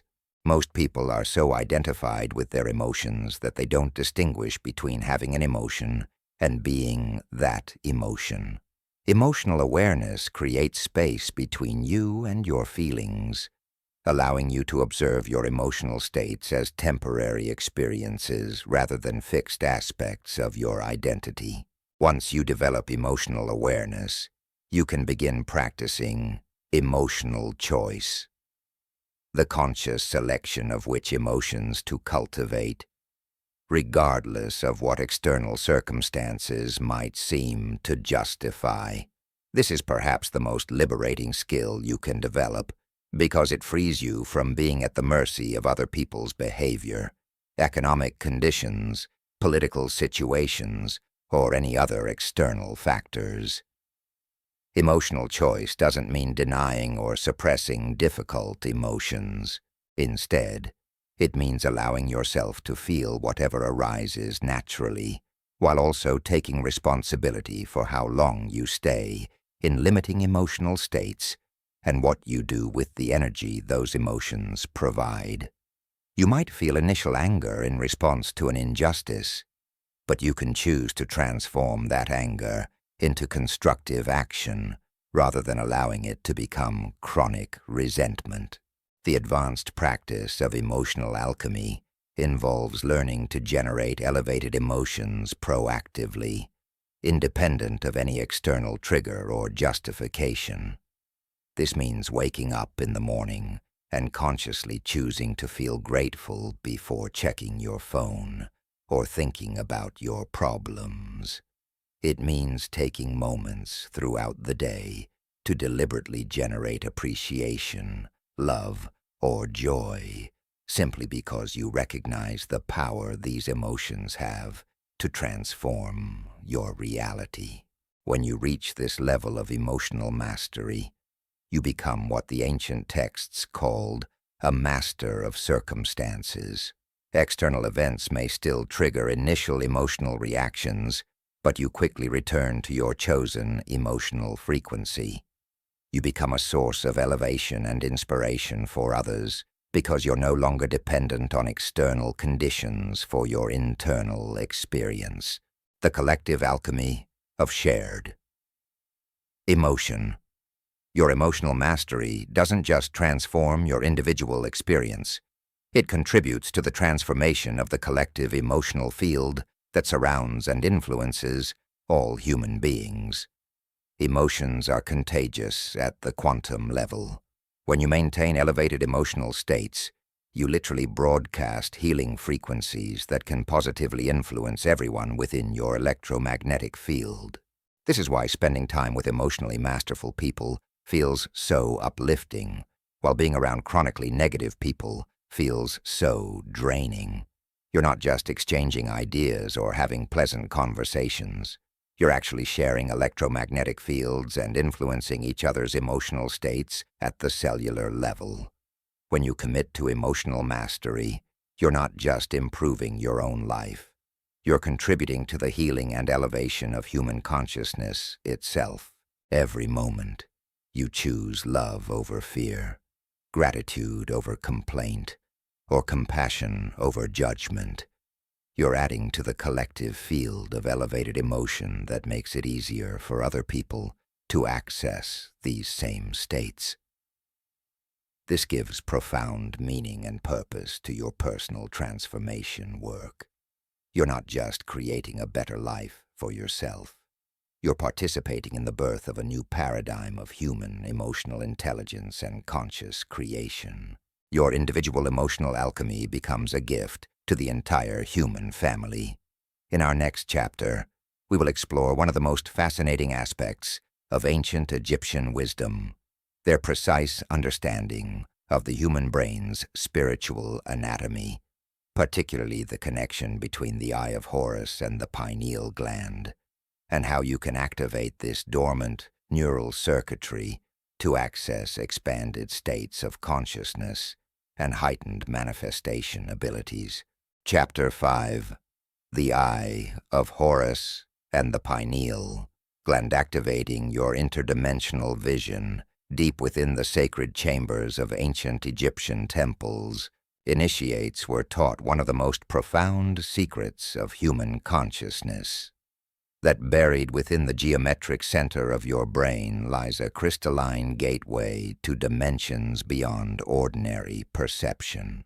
The Egyptians called this gateway the Eye of Horus, and they understood with remarkable precision that this tiny, pine-cone-shaped gland, which modern science knows as the pineal gland, holds the key to accessing expanded states of consciousness, heightened intuitive abilities, and direct connection with the quantum field of pure potentiality. For thousands of years, this knowledge remained hidden within mystery schools, encoded in symbolic form to protect it from those who might misuse its power. But now, as humanity stands at the threshold of a new era of consciousness, the time has come to unveil these ancient secrets and teach you how to activate the dormant neural circuitry that can transform you from a passive observer of reality into an active co-creator of miracles. When you learn to consciously activate your pineal gland, your inner eye of Horus, you gain access to perceptual abilities that transcend the limitations of your 5 physical senses. You develop what the ancients called divine sight, the capacity to perceive the invisible fields of energy and information that surround you at all times. More importantly, you awaken your ability to consciously interact with these fields, programming them with your intentions and drawing forth from the quantum realm the experiences and circumstances you desire to create. The sacred anatomy of transcendence. You are to slice through the center of your brain and examine its cross-section. You would discover something extraordinary. The collective shape formed by your pineal gland, hypothalamus, pituitary gland, and thalamus creates a perfect match for the ancient Egyptian symbol of the eye of Horus. This is not coincidence. It's evidence that the ancient Egyptian mystery schools possessed detailed knowledge of neuroanatomy that modern science is only now beginning to fully appreciate. The eye of Horus wasn't just a religious symbol or artistic motif. It was a precise anatomical map of the human brain's spiritual circuitry, a guide for initiates who sought to activate the dormant potentials within their own consciousness. Each component of this sacred symbol corresponds to specific structures in your brain that, when properly activated and coordinated, can generate states of consciousness that seem miraculous from ordinary perspectives. Your pineal gland sits at the geometric center of your brain, positioned perfectly at the intersection of all major neural pathways. This tiny organ, no larger than a grain of rice, contains more blood flow per cubic volume than any other part of your brain. It's filled with crystalline structures made of calcite that can respond to electromagnetic fields and generate piezoelectric currents when subjected to pressure or vibration. But here's what makes the pineal gland truly extraordinary. Unlike every other part of your brain, the pineal gland is not protected by the blood-brain barrier. This means it has direct access to your bloodstream and can both detect and influence the biochemical environment of your entire body. The pineal gland functions as both a receiver and transmitter, capable of picking up electromagnetic frequencies from your environment and broadcasting biochemical signals throughout your system. Modern science has discovered that the pineal gland produces several remarkable substances, including melatonin, which regulates your sleep-wake cycles and enhances your body's natural healing processes. But cutting-edge research has revealed that under certain conditions, the pineal gland can also produce naturally occurring psychedelic compounds, including dimethyltryptamine, DMT, often called the spirit molecule, for its ability to generate profound mystical experiences and expanded states of consciousness. The calcification crisis and awakening solution. Unfortunately, most people in modern society have severely compromised pineal gland function due to a process called calcification. Throughout your lifetime, calcium phosphate deposits accumulate around your pineal gland, forming hard shells that inhibit its natural electromagnetic sensitivity and reduce its ability to produce the biochemicals necessary for expanded consciousness. This calcification is accelerated by exposure to synthetic chemicals, processed foods, fluoridated water, artificial electromagnetic fields, and chronic stress, all hallmarks of contemporary life. By the time most people reach adulthood, their pineal gland has become significantly calcified, leaving them cut off from the higher perceptual abilities that should be their natural birthright. The symptoms of pineal calcification include difficulty accessing intuitive insights, reduced dream recall, challenges with meditation and spiritual practices, disrupted sleep patterns, and a general sense of disconnection from purpose and meaning. Most people accept these limitations as normal aspects of aging or inherent features of human consciousness, never realizing that they're actually experiencing the consequences of a blocked and calcified pineal gland. But here's the empowering truth. Pineal calcification is not permanent or irreversible. Through specific practices and lifestyle modifications, you can begin to decalcify your pineal gland and restore its natural function. As the calcification dissolves and your pineal gland regains its sensitivity, you'll experience a gradual return of abilities that may have been dormant since childhood. Enhanced intuition, vivid dreams, deeper meditative states, and spontaneous insights that seem to come from beyond your ordinary thinking mind. The process of pineal decalcification requires patience and consistency, but the results are profound. As your inner eye of Horus awakens, you'll find yourself naturally accessing information and guidance that can dramatically accelerate your personal transformation and manifestation abilities. You'll develop what the ancient texts called the sight that sees beyond seeing, the capacity to perceive the energetic patterns and probabilities that exist beneath the surface of physical reality, the biochemistry of expanded consciousness. When your pineal gland is functioning optimally, it operates as a sophisticated biochemical laboratory, producing compounds that can radically alter your state of consciousness and your perception of reality. Understanding these natural neurochemicals and learning how to optimize their production is essential for anyone seeking to master the deeper levels of conscious creation. Melatonin is the pineal gland's most well-known product, but its functions extend far beyond sleep regulation. When produced in sufficient quantities and at the right times, melatonin acts as a powerful antioxidant that protects your brain from oxidative stress and supports the formation of new neural pathways. High-quality melatonin production is associated with enhanced dream recall, deeper meditative states, and increased neuroplasticity, your brain's ability to reorganize and form new connections.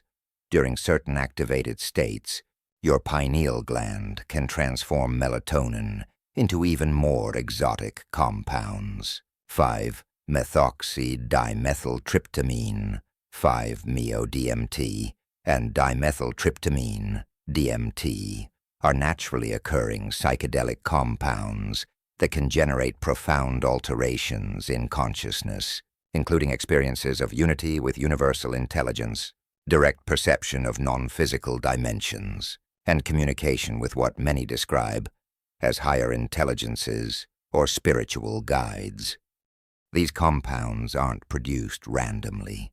They're generated in response to specific physiological and psychological conditions that you can learn to create consciously. Extreme physical stress, intense emotional states, deep meditation, breathwork practices, and near-death experiences can all trigger the release of these endogenous psychedelics, explaining why such experiences often catalyze dramatic spiritual awakenings and transformations. Pinealine is another fascinating compound produced by the activated pineal gland. This neurochemical enhances your brain's sensitivity to electromagnetic fields and increases the coherence between different regions of your brain. When pinealine levels are elevated, people often report enhanced telepathic abilities, increased synchronicities, and a heightened sense of connection with the intelligence that orchestrates natural systems. The production of these consciousness-expanding compounds is suppressed by calcification, chronic stress, poor nutrition, and exposure to artificial electromagnetic frequencies. Conversely, their production is enhanced by meditation, breath work, exposure to natural electromagnetic fields, such as those generated by the Earth itself, consumption of organic whole foods, and practices that generate heart-brain coherence. The electromagnetic gateway to higher dimension, your pineal gland, functions as more than just a biochemical factory. It operates as an electromagnetic interface between your individual consciousness and the vast field of universal intelligence. The crystalline structures within your pineal gland can detect extremely subtle electromagnetic frequencies and can also generate their own electromagnetic signals in response to your conscious intentions. This electromagnetic sensitivity explains many phenomena that conventional science struggles to understand. When you have a strong intuitive sense about a future event, your pineal gland may be picking up electromagnetic signatures from probable futures that exist in quantum superposition. when you feel an immediate connection with someone you've just met. Your pineal glands may be resonating at similar frequencies, creating a direct energetic communication channel. The ancient Egyptians understood that consciousness itself is fundamentally electromagnetic in nature. They knew that thoughts, emotions, and intentions generate specific electromagnetic signatures that can interact with the electromagnetic fields of other people, places, and even potential future events. The Eye of Horus represents the awakened ability to consciously work with these electromagnetic dimensions of reality. When your pineal gland is properly activated, it begins to function as what modern researchers call a magnetoreceptor, an organ capable of detecting and responding to magnetic fields with extraordinary sensitivity. Some scientists believe that humans once possessed sophisticated magnetoreceptive abilities similar to those still found in migrating birds and marine animals, and that the pineal gland was the primary organ responsible for these capabilities. As you develop greater pineal sensitivity, you may find yourself naturally knowing which direction to travel, sensing the presence of underground water or mineral deposits, or feeling drawn to specific locations that prove to be significant for your personal development. These aren't supernatural abilities. They're the natural result of an awakened electromagnetic sensory system that most people have simply forgotten how to use.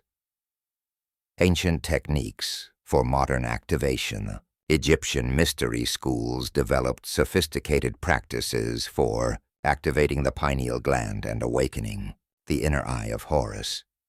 Many of these techniques have been preserved in various forms throughout different spiritual traditions, and they can be adapted for contemporary practice with remarkable effectiveness.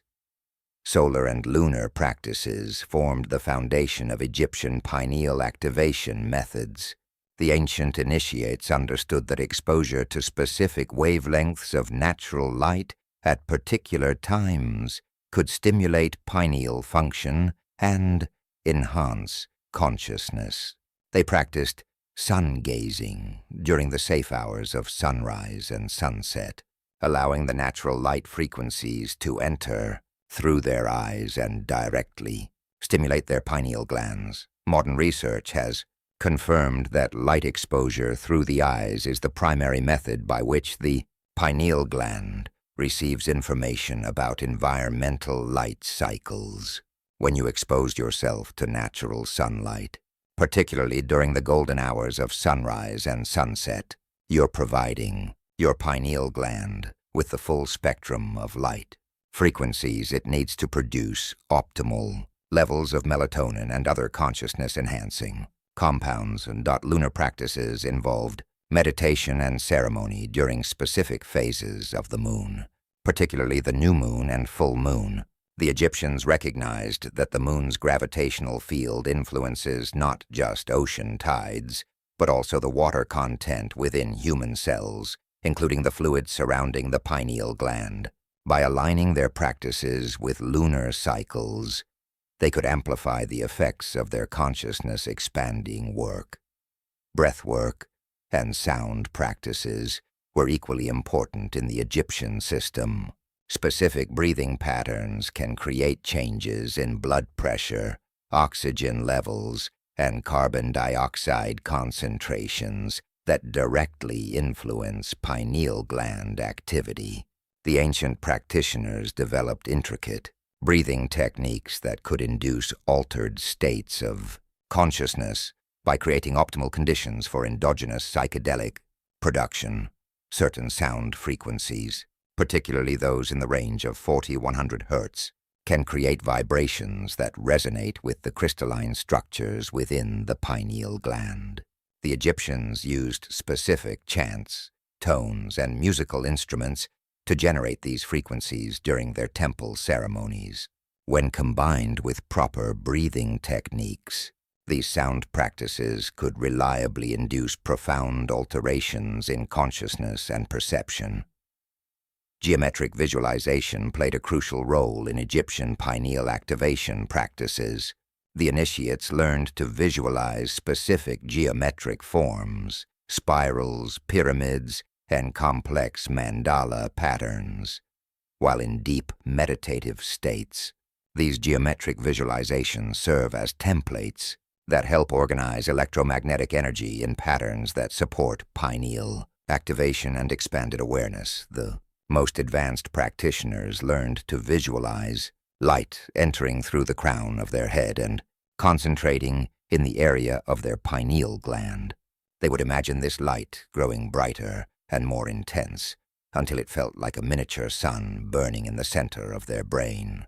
This practice, when performed consistently over time, can actually increase blood flow to the pineal gland and enhance its sensitivity to electromagnetic fields. The gradual awakening process activating your inner eye of Horus is not something that happens overnight.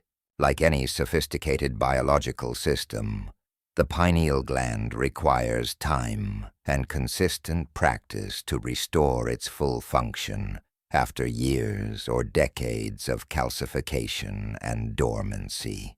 Understanding the stages of this awakening process can help you recognize the signs of progress and maintain patience and consistency in your practice.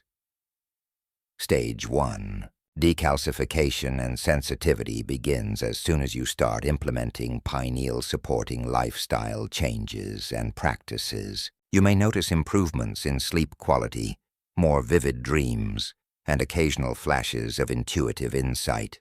Your meditation experiences may become deeper and more peaceful, and you might find yourself more sensitive to electromagnetic fields in your environment. During this initial stage, it's crucial to be patient and consistent with your practices while also making the lifestyle modifications that support pineal health.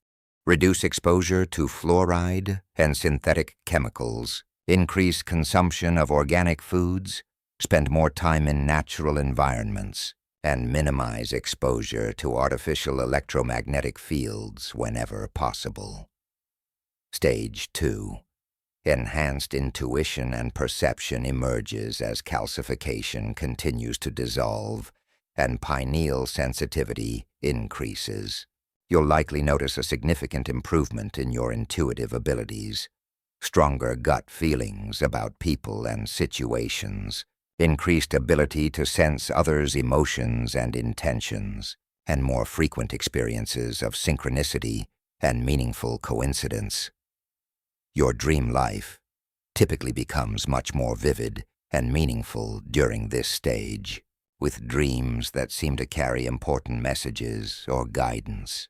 You may also begin to have spontaneous experiences of expanded awareness during meditation or quiet contemplation, including temporary glimpses of unity consciousness or direct knowing that seems to come from beyond your ordinary mind. Stage 3. Interdimensional perception represents the full activation of your inner eye of Horus. At this level, you develop consistent access to expanded states of consciousness and begin to perceive dimensions of reality that are normally invisible to ordinary awareness. You might experience regular communication with what feel like higher intelligences, direct perception of energy fields around people and objects, or clear glimpses of probable futures. This advanced stage requires considerable preparation and integration. The experiences available at this level can be so profound and life-changing that they require a solid foundation of psychological stability, spiritual maturity, and energetic grounding to navigate safely and beneficially. Integration and practical application. As your pineal gland awakens and your inner eye of Horus becomes active, the key to benefiting from these expanded perceptions lies in learning how to integrate them with your ordinary consciousness and apply them practically in your daily life. This integration process is what transforms sporadic mystical experiences into consistent enhancement of your manifesting abilities and life navigation skills. Developing discernment becomes essential as your psychic sensitivity increases. Not every intuitive impression or expanded perception carries equal value or accuracy. Learning to distinguish between genuine guidance and projections from your subconscious, between meaningful synchronicities and random coincidences, between helpful spiritual influences and energetic interference, requires practice and wisdom.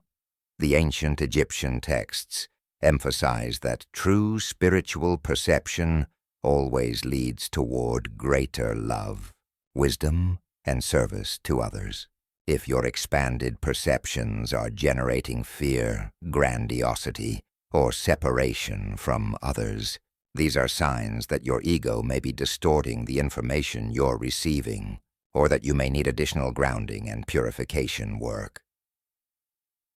Practical application of pineal activation involves using your enhanced perception and intuition to make better decisions. Recognize opportunities, avoid obstacles, and accelerate your manifestation processes.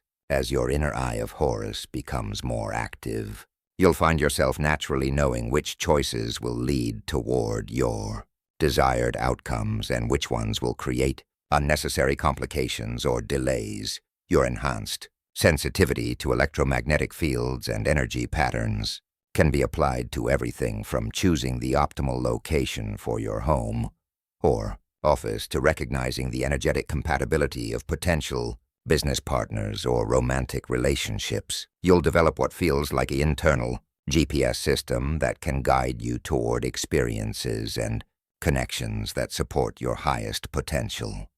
Sharing your gifts responsibly is the ultimate purpose of pineal activation. As your consciousness expands and your perceptual abilities develop, you become capable of serving others in ways that were previously impossible. Your enhanced intuition can help you recognize exactly what others need for their healing and growth. Your ability to perceive energy fields can enable you to facilitate profound transformations in those who are ready to receive them. Ancient Egyptian initiates understood that expanded consciousness is not meant to be hoarded or used for personal advantage alone. The ultimate goal of awakening your inner eye of Horus is to become a clearer channel for divine intelligence to express itself in the world, contributing to the healing and evolution of human consciousness as a whole. In our next chapter, we will explore how the activated pineal gland enables you to consciously navigate the quantum field of pure potentiality, learning to interface with the realm where all possibilities exist simultaneously, and drawing forth from this infinite reservoir the specific realities you choose to experience. Chapter 6. The Quantum Field of Thoth Navigating, the Matrix of Creation, beyond the world of matter that you perceive with your five senses lies an invisible realm of pure potentiality, a field of unmanifested possibilities that contains every future you could ever imagine and countless more that exist beyond the limits of your current imagination. The ancient Egyptians called this realm the Duat, the space between worlds where consciousness interfaces directly with the creative force of the universe. Modern quantum physics has rediscovered this same domain and given it a different name, the quantum field, or what some scientists call the zero-point field, Thoth. The master scribe whose wisdom flows through the emerald tablet was the ancient world's greatest navigator of this quantum realm. He understood that consciousness is not trapped within the boundaries of space and time, but can learn to move freely through the field of pure potentiality, selecting from infinite possibilities and collapsing specific probability waves into concrete experiences.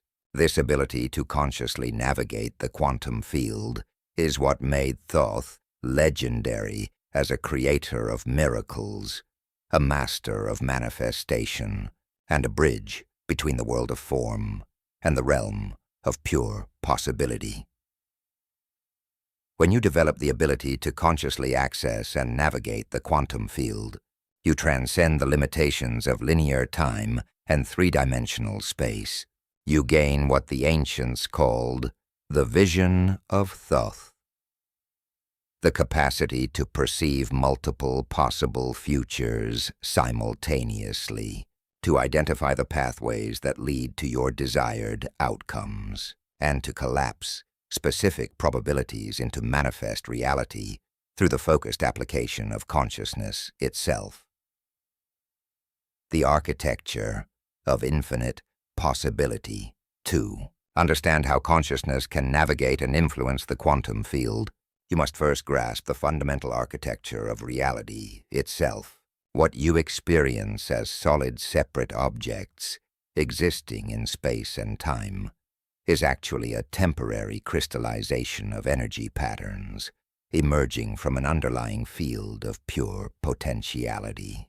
Every atom in your body, every molecule in your environment, every star in the galaxy is ultimately composed of probability waves, patterns of potential that exist in quantum superposition until consciousness collapses them into specific locations and states. This quantum field is not empty space. It's a plenum, a fullness that contains infinite information, infinite energy, and infinite possibility. Scientists have calculated that a single cubic centimeter of this field contains more energy than all the matter in the known universe. But energy is only one aspect of what this field contains. More importantly for your development as a conscious creator, the quantum field contains what physicists call information, organized patterns of possibility that serve as templates for every conceivable form of experience. These templates exist in what mathematicians describe as hyperspace dimensions of reality that extend beyond the three spatial dimensions, and one temporal dimension that define your ordinary experience. In hyperspace, all possibilities coexist simultaneously. Every decision you might make, every path you could follow, every version of reality you could experience exists as a complete, fully formed template waiting to be activated by your focused consciousness. The ancient Egyptians understood this multidimensional architecture intuitively.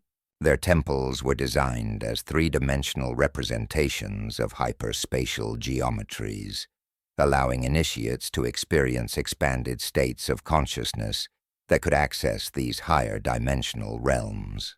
The pyramid shape itself is a perfect example. Its geometric form creates an energetic structure that facilitates the movement of consciousness beyond ordinary space-time limitations. When your consciousness learns to navigate the quantum field, you discover that what you call manifestation is actually a process of selection and activation. You're not creating something from nothing. You're choosing which of the infinite possibilities that already exist in potential you want to experience as physical reality. This is why the ancient texts speak of calling forth desired experiences rather than creating them. You're calling forth from the realm of pure potential into the realm of concrete experience. The observer effect and conscious collapse. One of the most revolutionary discoveries of quantum physics is that consciousness plays a fundamental role in determining physical reality. The famous observer effect demonstrates that subatomic particles exist in quantum superposition, a state where they are all possible positions and states simultaneously, until the moment they are observed. The act of conscious observation causes the probability wave to collapse into a specific location and state. This isn't a mere laboratory curiosity.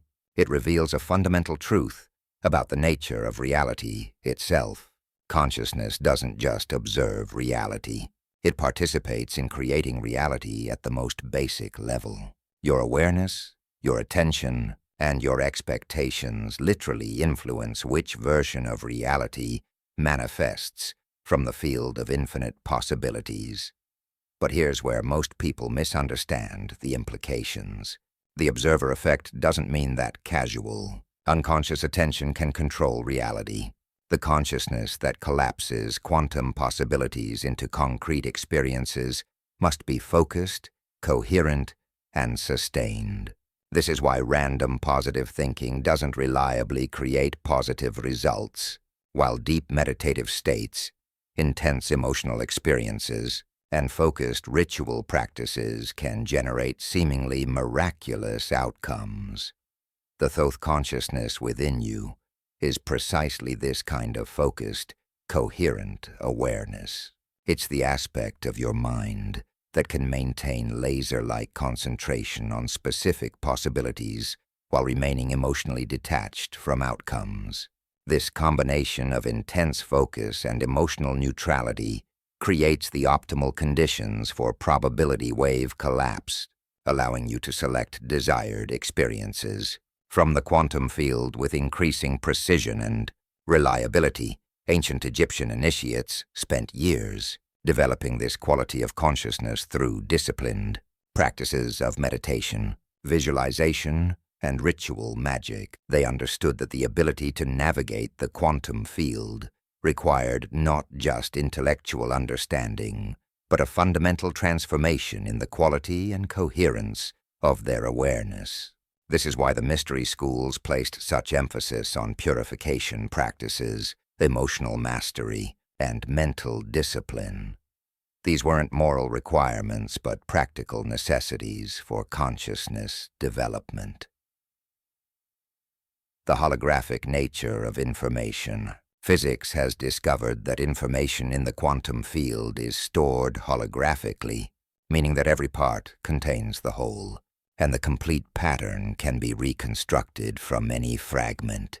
This holographic principle explains many phenomena that seem mysterious from a three-dimensional perspective, including synchronicity, telepathy, and the ability of consciousness to access information from across vast distances of space and time.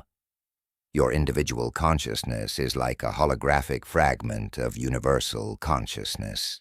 This means that within your awareness, you have access to all the information that exists anywhere in the universe, past, present, and future.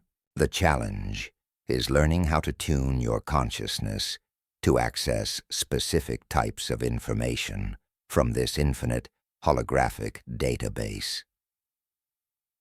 The Egyptian practice of scrying, gazing into crystal balls, pools of water, or polished metal surfaces until visions appeared, was actually a technique for accessing information from the holographic quantum field.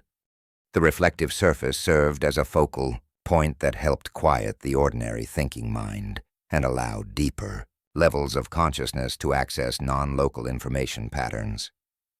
You can apply this same principle using modern understanding and techniques. When you hold a question or intention clearly in your awareness while maintaining a state of relaxed receptivity, your consciousness can access relevant information from the holographic field. This information might come as sudden insights, symbolic images, emotional impressions, or intuitive knowings that seem to arise from beyond your ordinary thinking processes. The key to successful information retrieval from the quantum field is what the ancients called sacred asking. This involves formulating your questions or intentions with clarity and precision while simultaneously releasing attachment to specific outcomes. You must be genuinely open to receiving information that might challenge your existing beliefs or preferences. The quantum field responds to authentic seeking for truth, not to attempts to confirm existing biases or wishful thinking. Probability, navigation, and timeline selection of the most advanced applications of quantum field. Navigation involves what I call probability. Navigation, the conscious selection of specific timeline threads from among the infinite. Possibilities that exist in quantum superposition. From a quantum perspective, all possible futures exist simultaneously as probability waves. Your consciousness, through its choices of attention, emotion, and action, determines which of these probability waves collapse into your actual experience. This means that at every moment, you're standing at the intersection of countless possible futures. The future where you achieve your greatest dreams exists as a real probability wave, just as real as the future where you experience your worst fears. The difference lies not in the reality of these possibilities, but in which one your consciousness selects through its consistent patterns of thought, feeling, and behavior. The Thoth consciousness can learn to perceive these probability waves directly, seeing multiple potential futures like branches extending from the present moment. This isn't fortune-telling or prophecy. It's practical navigation of the quantum field based on current trajectory and available choices. When you can see where your current patterns are leading, you can make conscious adjustments to navigate toward more preferred probability lines. Developing. This ability requires what I call quantum awareness, a state of consciousness that can simultaneously perceive the present moment and the probability waves extending from it. This awareness is cultivated through specific meditation practices that expand your perception beyond linear time while maintaining grounding in present moment experience.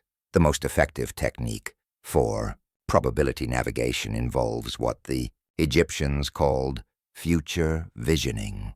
You enter a deep, meditative state and project your consciousness forward along the timeline of your desired outcome. You experience this future reality as if it were happening now, engaging all your senses and emotions in the experience. This process doesn't just help you clarify what you want. It actually creates a stronger probability wave for that outcome by collapsing quantum possibilities through focused consciousness. The language of quantum communication. The quantum field operates according to principles that are quite different from ordinary communication. While your everyday communication relies on words, symbols, and linear sequences, the quantum field responds to what I call pure information, coherent patterns of meaning that transcend language and communicate directly from consciousness to consciousness. This quantum language is fundamentally holistic and instantaneous. Instead of building up meaning through sequences of words or symbols, it transmits complete gestalts of information in single bursts of insight. This is why breakthrough scientific discoveries, artistic inspirations, and spiritual revelations often come as sudden downloads of understanding rather than gradual processes of reasoning. Learning to communicate in this quantum language requires developing what the ancient texts called the mind of Thoth, a mode of consciousness that thinks in complete patterns rather than linear sequences. This means shifting from analytical, step-by-step thinking to what modern psychologists call right brain processing, holistic, intuitive, pattern-based cognition that can perceive and process multiple layers of information simultaneously. The most powerful quantum communications occur when your conscious mind, subconscious mind, and higher self are all aligned around the same intention or question.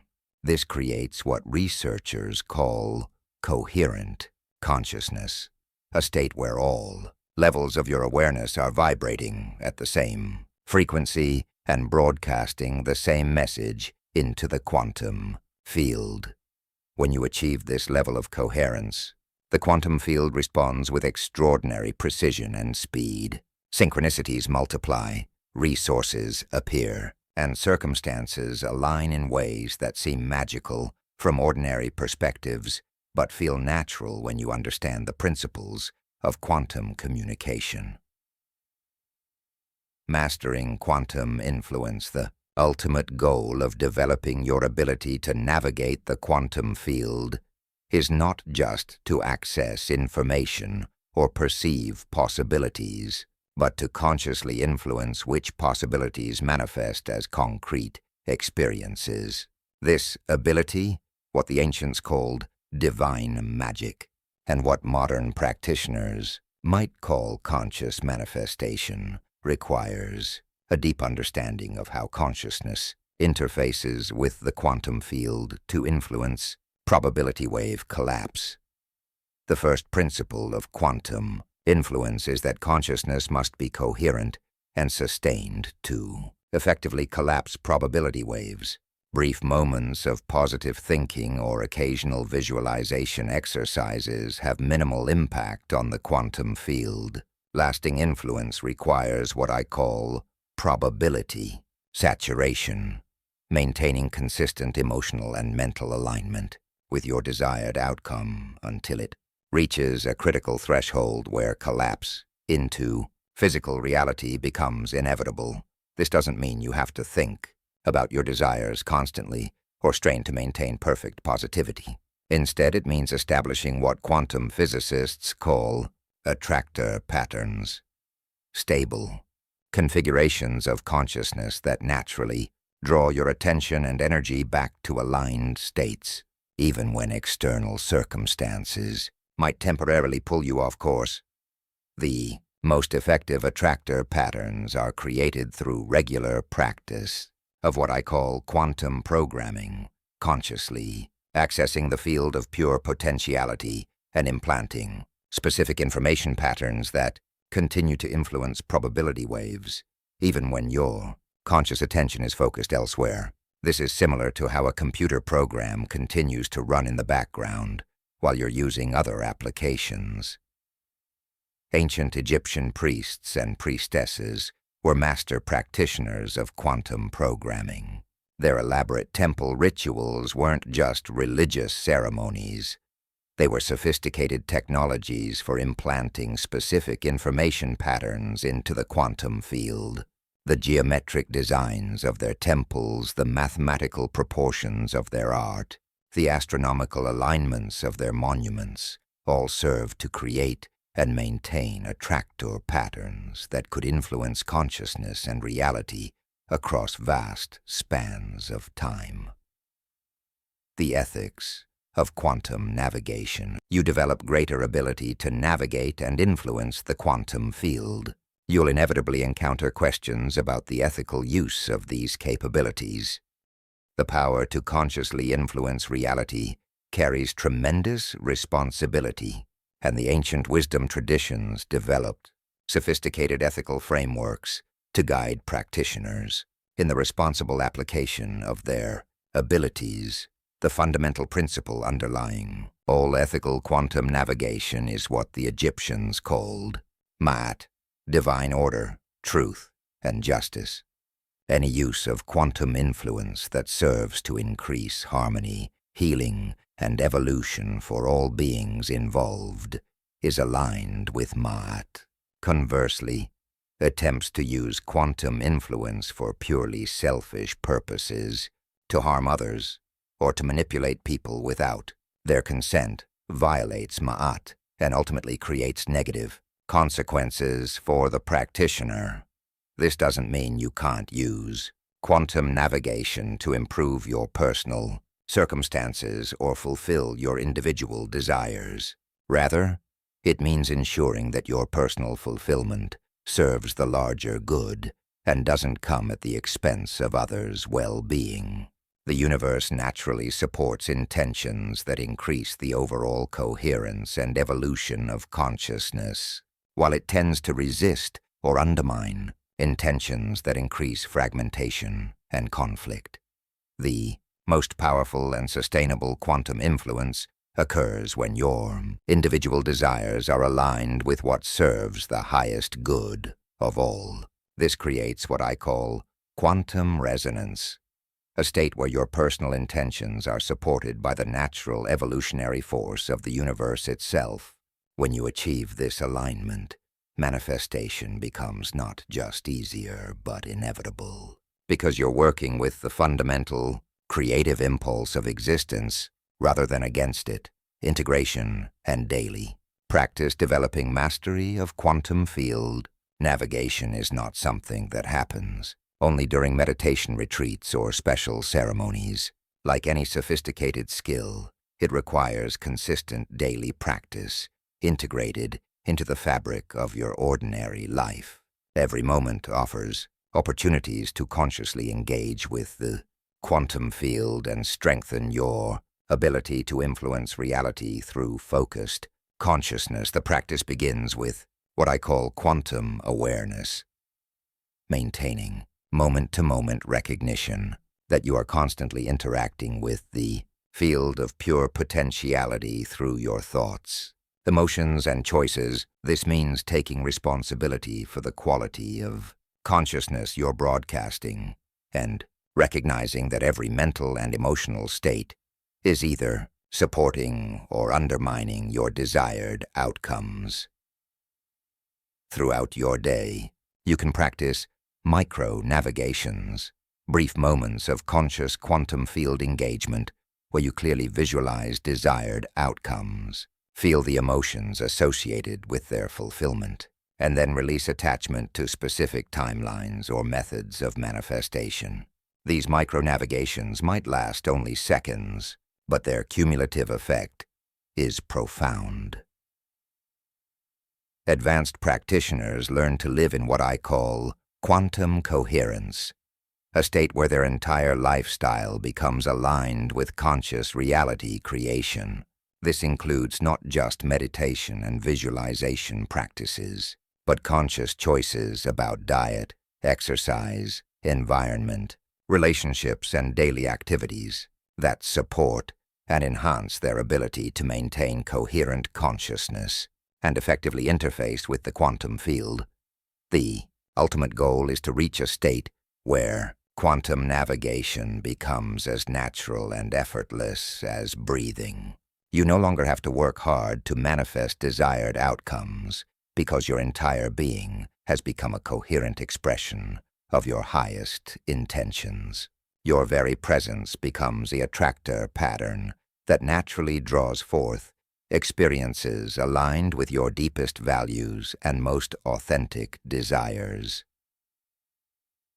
In our next chapter, we will explore how the Emerald Tablet reveals not just the principle of correspondence, but 6 additional universal laws that govern how consciousness creates reality, providing you with a complete framework for mastering every aspect of conscious manifestation and reality creation. Chapter 7. The 7 Universal Principles, the hidden laws that govern manifestation. Deep within the cryptic verses of the Emerald Tablet lie 7 fundamental principles that govern how consciousness creates reality at every level of existence. These are not arbitrary philosophical concepts or cultural beliefs. They are the actual operating laws of the universe itself, as constant and reliable as the law of gravity, but far more powerful in their implications for your ability to consciously create the life you desire. Thoth encoded these principles in symbolic language to protect them from misuse, while ensuring they would be preserved for those with the wisdom and dedication to decode their deeper meanings. For thousands of years, these laws have been taught only within mystery schools and secret societies, passed down through carefully guarded lineages of initiated masters. But now, as humanity stands at the threshold of a new era of consciousness, the time has come to reveal these principles openly and teach you how to work with them consciously. When you understand and apply these 7 universal principles, you gain access to what the ancients called the keys to creation itself.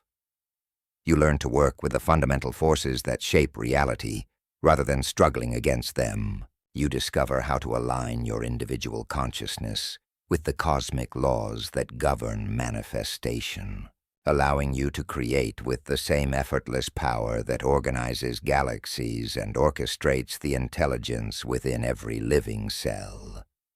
The principle of mentalism. All is mind, the all is mind, the universe is mental.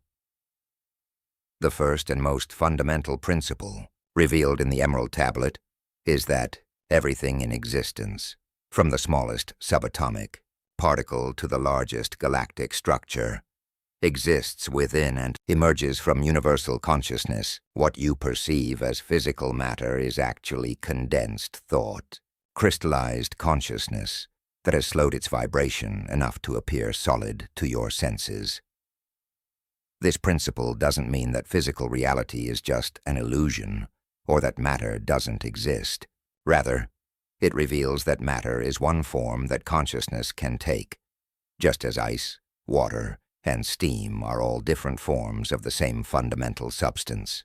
Your individual mind is not separate from universal mind, but is a unique focal point through which the infinite intelligence of the cosmos experiences itself from a particular perspective. Understanding the principle of mentalism transforms your relationship with reality creation. Instead of trying to manipulate external circumstances through physical effort alone, you learn to work at the level of consciousness where all external circumstances originate. When you change your mental patterns, your beliefs, expectations, and habitual thought forms, the external world automatically reorganizes itself to match these new internal configurations. This is why all lasting transformation must begin with mental transformation.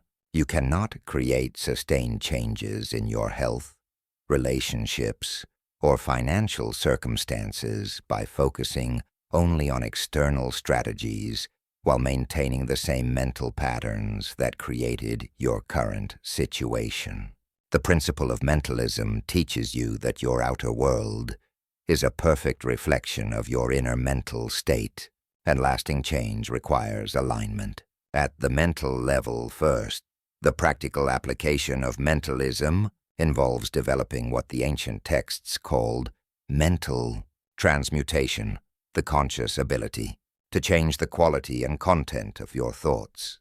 This isn't about positive thinking or mental force, but about learning to select which thoughts you energize and which you allow to dissolve naturally. Your mind generates thousands of thoughts per day, but you have the power to choose which ones you feed with your attention and emotional energy. The principle of correspondence, as above, so below, as above, so below, as below, so above.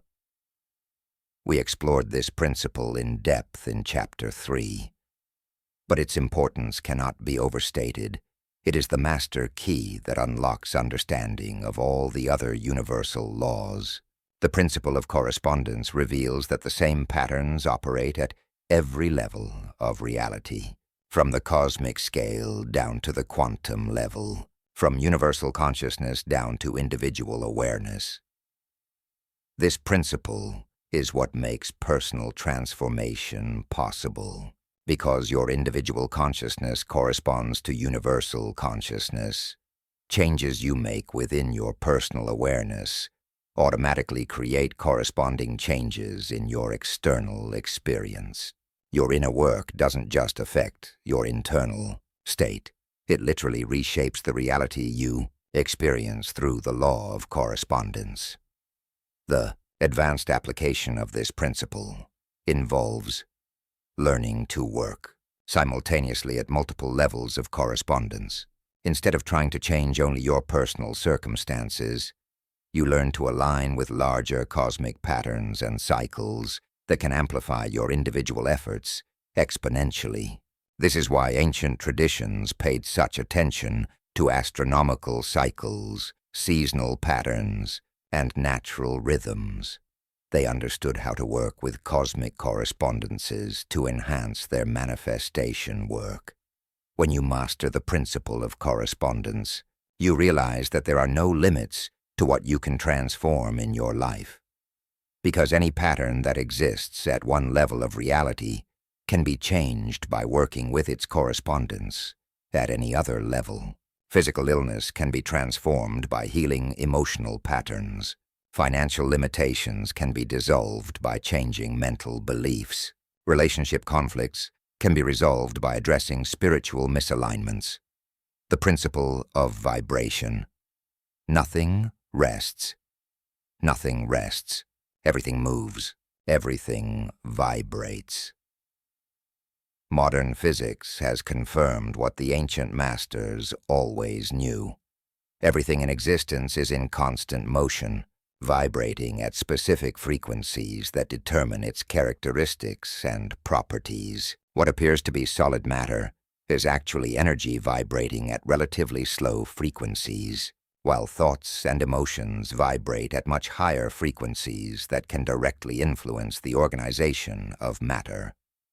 Your entire being, physical, emotional, mental, and spiritual, can be understood as a complex system of vibrations.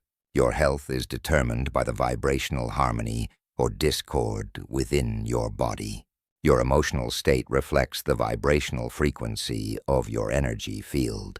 Your thoughts generate vibrational patterns that attract experiences of matching frequencies. Your spiritual development involves raising the overall vibrational rate of your entire being. The principle of vibration explains why some people seem to effortlessly attract positive experiences while others struggle with recurring difficulties. It's not about luck, genetics, or external circumstances. It's about vibrational frequency.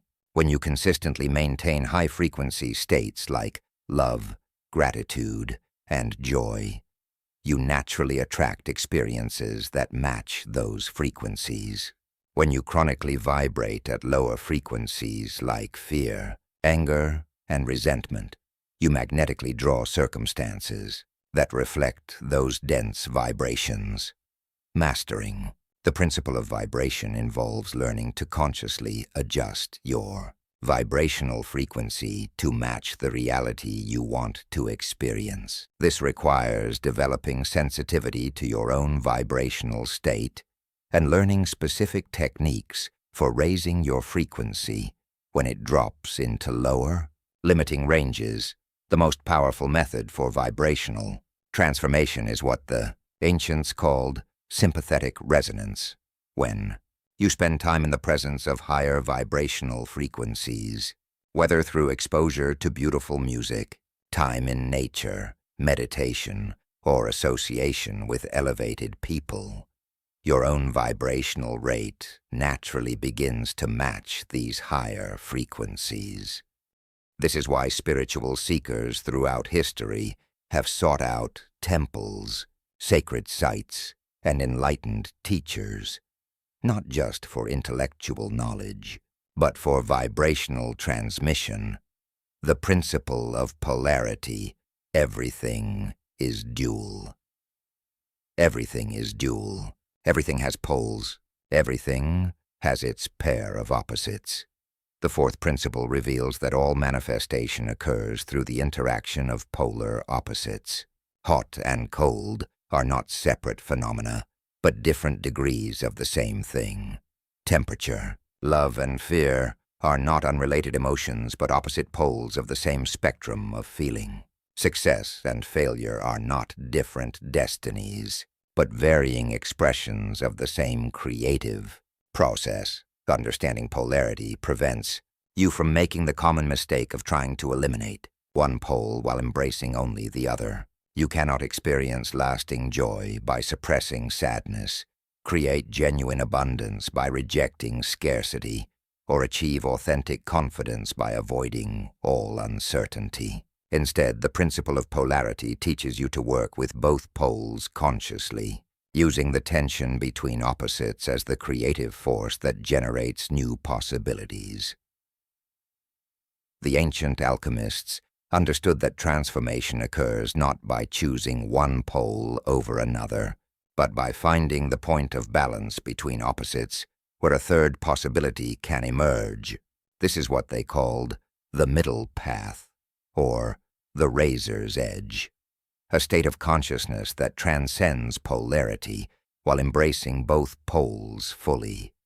In practical terms, working with polarity means learning to hold paradox without collapsing into either extreme. You can feel grateful for what you have, while simultaneously desiring more. You can be confident in your abilities while remaining humble about what you still need to learn. You can love someone deeply while maintaining healthy boundaries. This ability to hold opposites in creative tension is one of the hallmarks of advanced consciousness.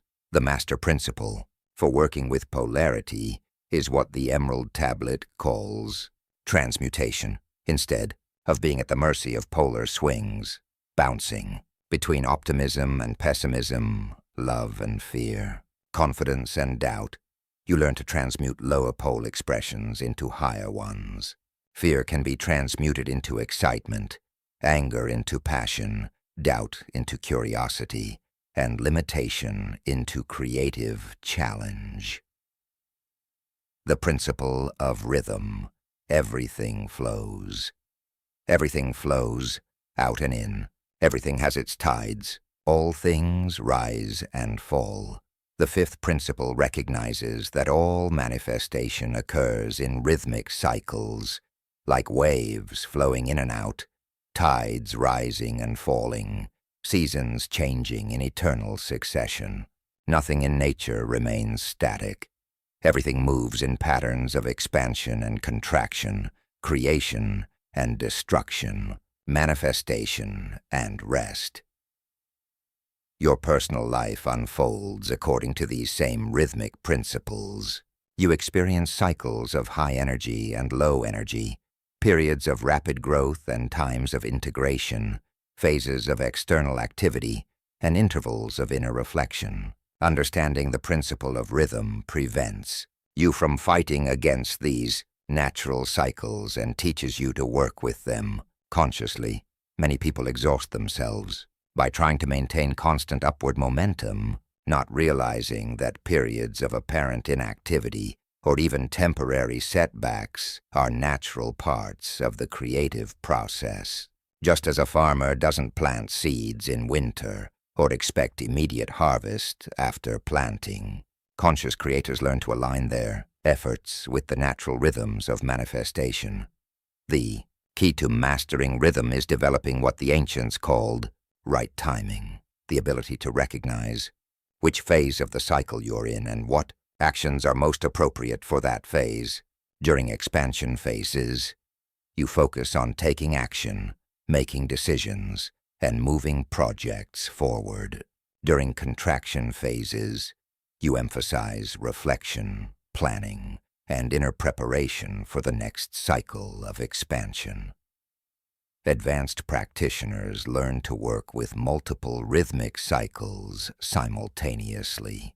Your daily energy rhythms, monthly emotional cycles, seasonal patterns, and longer life cycles all influence your manifestation abilities.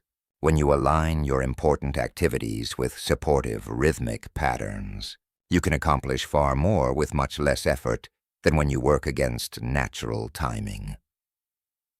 The principle of rhythm also explains why consistent daily practices are so powerful. When you establish regular patterns of meditation, visualization, or other consciousness development activities, you create beneficial rhythms in your personal energy field that support your intentions even when you're not actively working on them. The principle of cause and effect. Every cause has its effect. Every cause has its effect. Every effect has its cause. Everything happens according to law. The sixth principle reveals that nothing in the universe happens randomly or by chance. Every experience you have is the effect of specific causes, and every action you take becomes a cause that generates corresponding effects. This principle makes conscious creation possible because it means You can reliably produce desired effects by understanding and applying the appropriate causes. Most people experience themselves as being at the effect of external circumstances, believing that their happiness depends on other people's behavior, their success depends on economic conditions, or their health depends on genetic factors beyond their control. The principle of cause and effect teaches you to shift from being at effect to being at cause, recognizing that you are constantly generating the causes that create your experiences.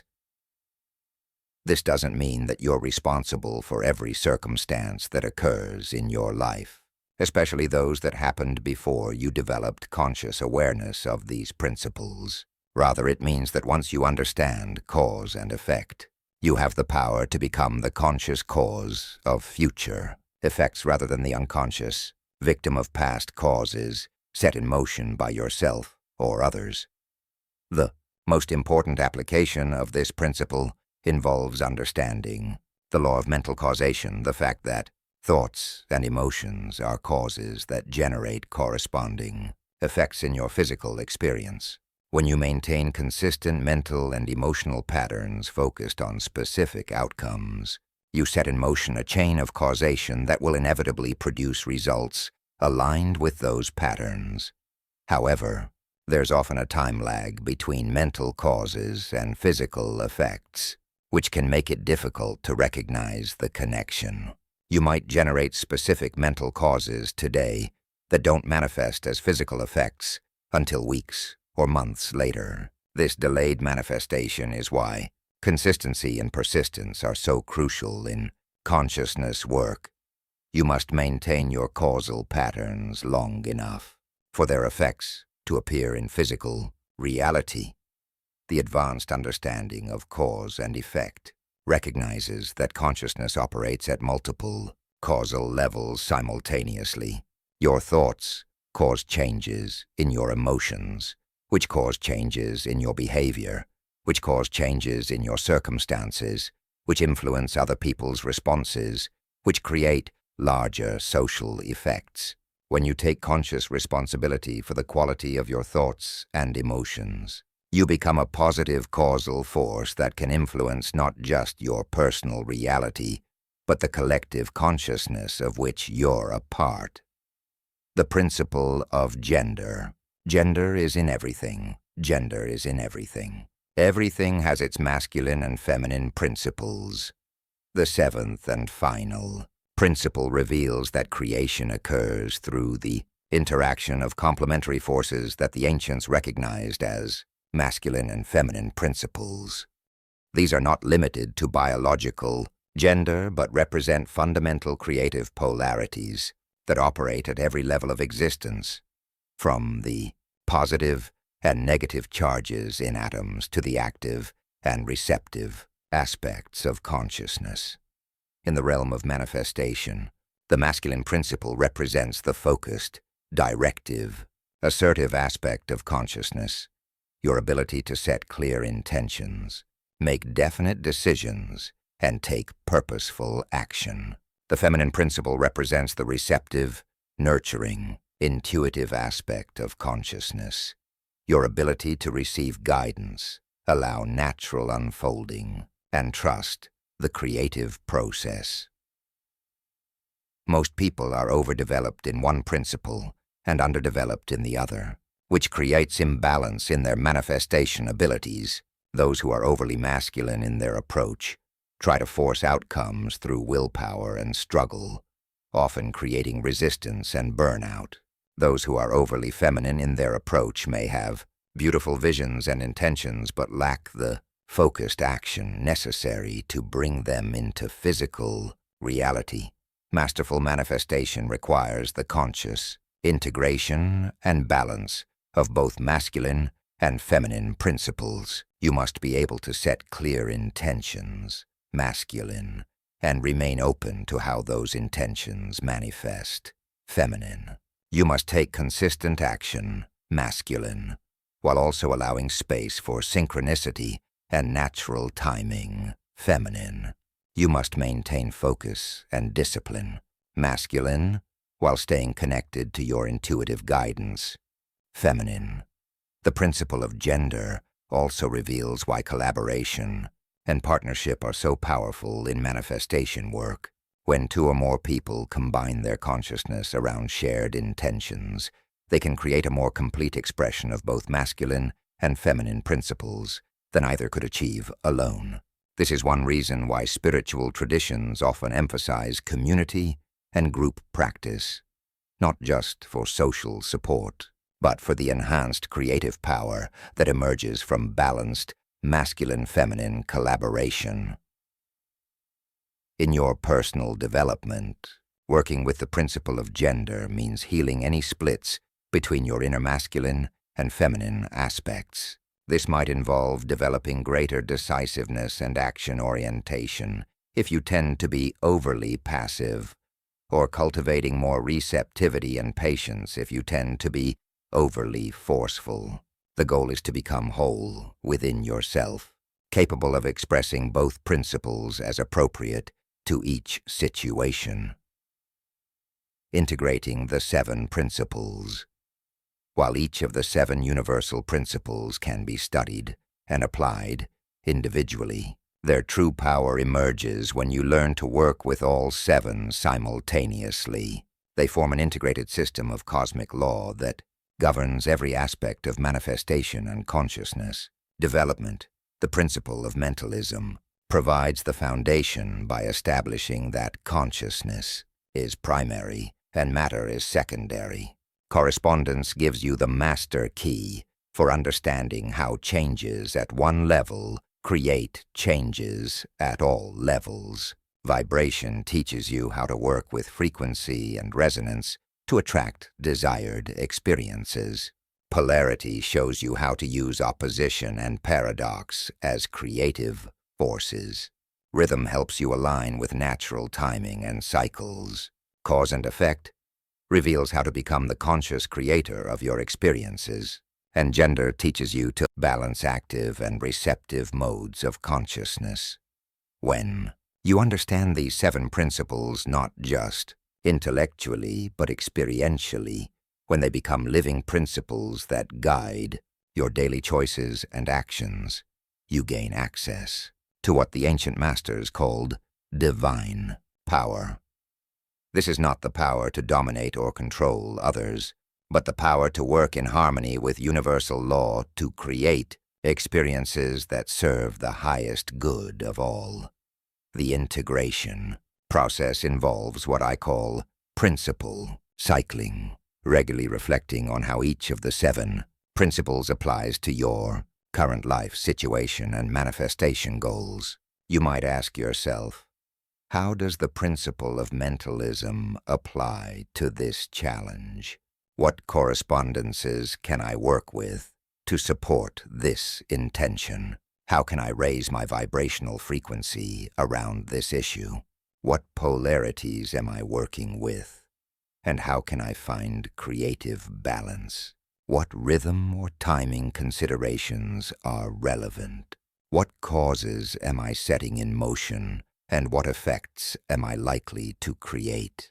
How can I better balance masculine and feminine approaches? This kind of multidimensional analysis transforms you from someone who occasionally gets lucky with manifestation to someone who understands the mechanics of consciousness, creation, and can apply them systematically to any area of life. In our next chapter, we will explore how the ancient Egyptians encoded these universal principles into geometric forms and sacred symbols, and how you can use the same geometric templates in your visualization and manifestation work to amplify your creative power exponentially.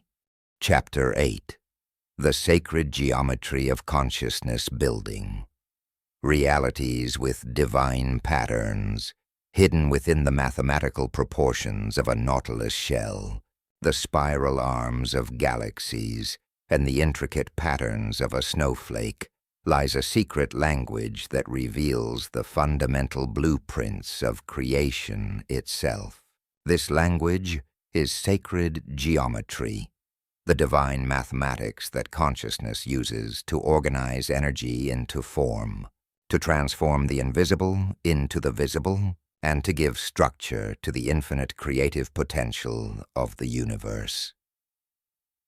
The ancient Egyptian initiates, guided by the wisdom of Thoth, understood that geometry is far more than abstract mathematical concepts.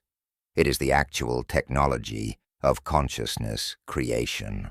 They discovered that when you align your thoughts, emotions, and visualizations with specific geometric patterns, you tap into the same organizing principles that structure reality at every level, from the arrangement of atoms to the architecture of galaxies. Every great pyramid, every sacred temple, every mystical symbol throughout history has been designed according to these geometric principles, because the ancients knew that certain proportions and patterns naturally amplify consciousness and accelerate manifestation. When you learn to work with sacred geometry in your own visualization and intention-setting practices, you gain access to the same creative power that built civilizations and shaped the very fabric of space and time. The mathematics of manifestation. At the quantum level, reality emerges from what physicists call information fields, invisible templates that determine how energy organizes itself into matter. These templates are fundamentally geometric in nature, based on mathematical relationships that govern everything from the structure of DNA to the formation of crystals to the orbital patterns of planets. Your consciousness naturally thinks in geometric patterns, even when you're not aware of it. Every time you imagine a circle of protection around yourself, visualize energy flowing in spirals, or picture light radiating out from your heart in all directions, you're unconsciously working with sacred geometry. But when you become conscious of these patterns and learn to use them deliberately, you transform from an accidental creator into a master architect of reality. The most fundamental geometric forms, the point, line, triangle, square, and circle, represent basic principles of consciousness and creation. The point represents unity, source, and focused intention. The line represents direction, movement, and the bridge between potentiality and manifestation. The triangle represents harmony, balance, and the creative tension that emerges when three forces interact. The square represents stability, foundation, and the material plane of existence. The circle represents wholeness, completion, and the infinite nature of consciousness itself. When you combine these basic forms in specific proportions and relationships, you create what the ancients called sacred templates, geometric patterns that serve as amplifiers and organizers for consciousness. These templates don't just represent abstract concepts. They actively structure the way energy flows through your awareness and into manifestation.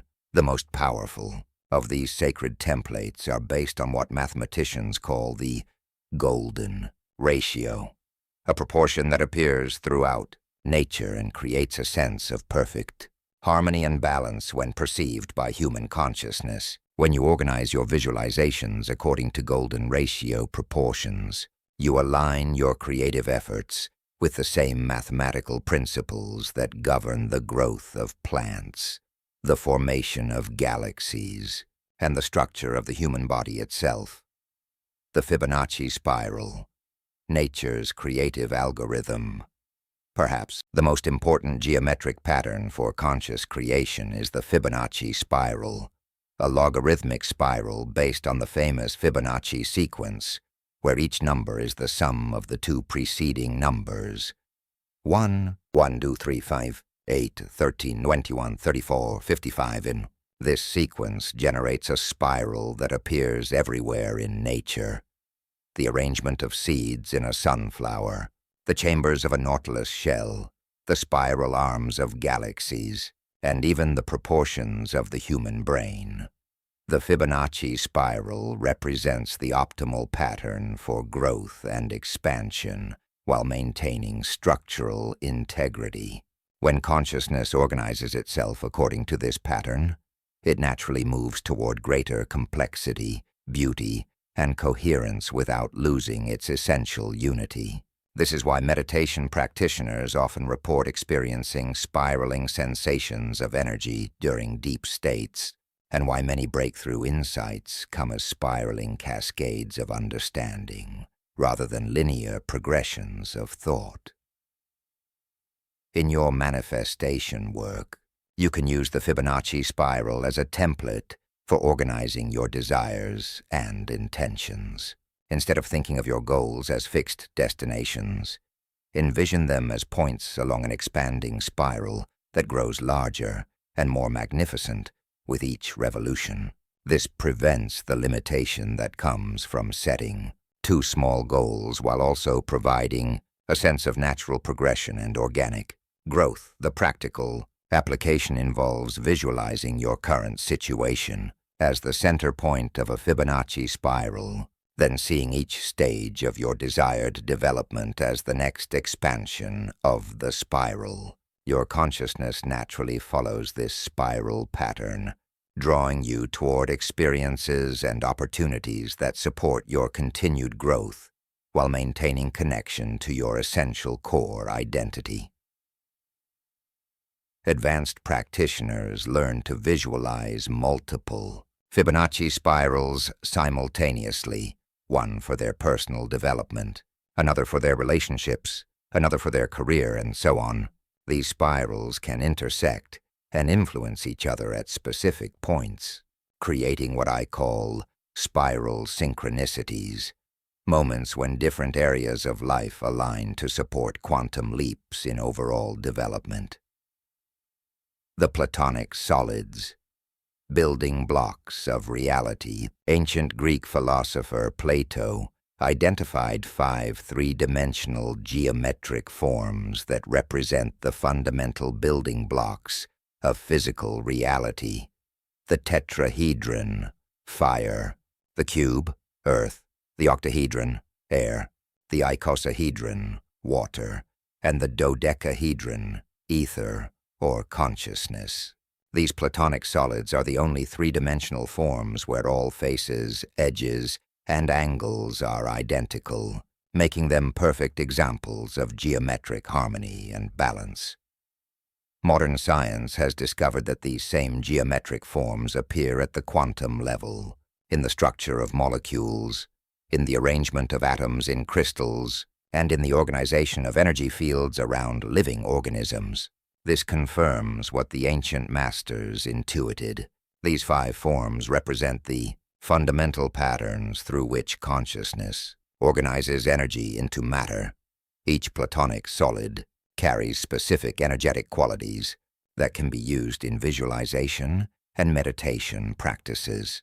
The tetrahedron, with its 4 triangular faces, represents dynamic energy, transformation, and the fire of creation. When you visualize your intentions within a tetrahedron, you activate the transformational forces necessary to burn away obstacles and ignite rapid manifestation. The cube, with its 6 square faces, represents stability, foundation, and material manifestation. Visualizing your goals within a cube helps ground them in physical reality and creates the stable foundation necessary for lasting achievement. This is particularly useful for intentions related to career success, financial security, or physical health. The octahedron, with its 8 triangular faces, represents balance, harmony, and the element of air. This form is ideal for visualization work focused on communication, relationships, and mental clarity. When you envision your intentions within an octahedron, you align them with the forces of balance and harmonious interaction. The icosahedron, with its 20 triangular faces, represents flow, emotion, and the water element. This complex form is perfect for working with emotional healing, creative inspiration, and the fluid aspects of life that require adaptability and grace. Visualizing within an icosahedron helps your intentions flow naturally around obstacles rather than trying to force through them. The dodecahedron, with its 12 pentagonal faces, represents consciousness itself and the ether element that pervades all space. This is the most complex and mystical of the Platonic solids, ideal for spiritual development, consciousness expansion, and intentions that transcend ordinary physical limitations. The flower of life, the master template, perhaps the most comprehensive sacred geometric pattern known to humanity, is the flower of life, a complex figure composed of multiple overlapping circles arranged in a hexagonal pattern. This ancient symbol appears in cultures around the world and contains within its structure all 5 Platonic solids, the golden ratio, the Fibonacci sequence, and numerous other sacred geometric relationships. The flower of life represents the fundamental pattern from which all life emerges. According to ancient teachings, this pattern exists at the quantum level as the basic template that consciousness uses to organize energy into increasingly complex forms. When you align your awareness with the flower of life pattern, you connect with the same creative intelligence that generates and sustains all life in the universe. Using the flower of life in manifestation work involves visualizing your intentions as emerging from the central point of the pattern and expanding outward through the overlapping circles. This creates a sense of natural unfolding and organic growth that works with the fundamental patterns of creation rather than against them. The most powerful application of the flower of life involves what I call template breathing, a practice where you breathe energy into the pattern while holding your intentions in awareness. As you inhale, visualize life force energy flowing into the central point of the flower of life. As you exhale, see this energy expanding outward through all the overlapping circles, carrying your intentions into manifestation throughout the entire pattern. Advanced practitioners learn to visualize the flower of life as a 3-dimensional form surrounding their entire body, creating what the ancients called a geometric Merkaba, a vehicle of consciousness that can travel between dimensions and access information from across space and time. This 3-dimensional flower of life becomes a protection field, a manifestation amplifier, and a consciousness expansion device all in one. The Sri Yantra, cosmic consciousness, mapped one of the most sophisticated sacred geometric forms known to ancient tradition is the Sri Yantra, a complex pattern of 9 interlocking triangles that creates a total of 43 smaller triangles arranged around a central point. This Sanskrit term means sacred instrument, and it represents the geometric structure of consciousness itself as it moves from unity into multiplicity and back to unity. Again, the Yantra maps the process by which pure, undifferentiated consciousness, represented by the central point, manifests into the complexity of physical reality, represented by the outer triangles, while maintaining its essential unity throughout all transformations. Each level of triangles represents a different dimension of consciousness, from the most abstract spiritual realms down to the most concrete physical experiences. Working with the Sri Yantra in meditation and manifestation involves using it as a map for consciousness development. You begin by focusing on the central point, connecting with the source of all creation within your own awareness. Then you gradually expand your attention outward through each level of triangles, allowing your consciousness to embrace greater complexity while maintaining connection to the central unity. This practice develops what the ancient texts call multidimensional awareness, the ability to hold multiple levels of consciousness simultaneously. Instead of being limited to linear, single-focused thinking, you learn to think and create from a place of expanded awareness that can perceive and work with multiple dimensions of reality at once. The Sri Yantra is particularly powerful for complex manifestation work that involves multiple goals or desires. Instead of working with each intention separately, you can map different aspects of your desired reality onto different sections of the yantra, creating an integrated manifestation template that ensures all your goals support and enhance each other rather than competing for energy and attention. Architectural manifestation, building reality in consciousness, most advanced application of sacred geometry, involves what I call architectural manifestation, the practice of constructing detailed geometric environments in your consciousness that serve as templates for desired realities. This technique was used by ancient Egyptian architects and priests who would first build entire temples in consciousness before manifesting them in physical stone. Architectural manifestation begins with selecting the appropriate geometric forms for your specific intentions. If you're working on creating abundance, you might choose to build a visualization temple based on the golden ratio proportions, with a central chamber designed as a dodecahedron surrounded by 8 smaller rooms arranged in an octagonal pattern. Each room would represent a different aspect of abundance: financial prosperity, creative fulfillment, loving relationships, vibrant health, spiritual connection, meaningful service, and so on. The key to effective architectural manifestation is creating geometric structures that feel spacious, beautiful, and harmonious to your consciousness. These aren't just abstract mathematical forms, but living spaces that you can actually experience and inhabit during meditation and visualization. The more real and detailed you can make these geometric environments, the more powerfully they influence your consciousness and your reality. Over time, as you regularly visit and work within these consciousness temples, they become permanent structures in your psyche that continue to influence your thoughts, emotions, and choices even when you're not consciously accessing them.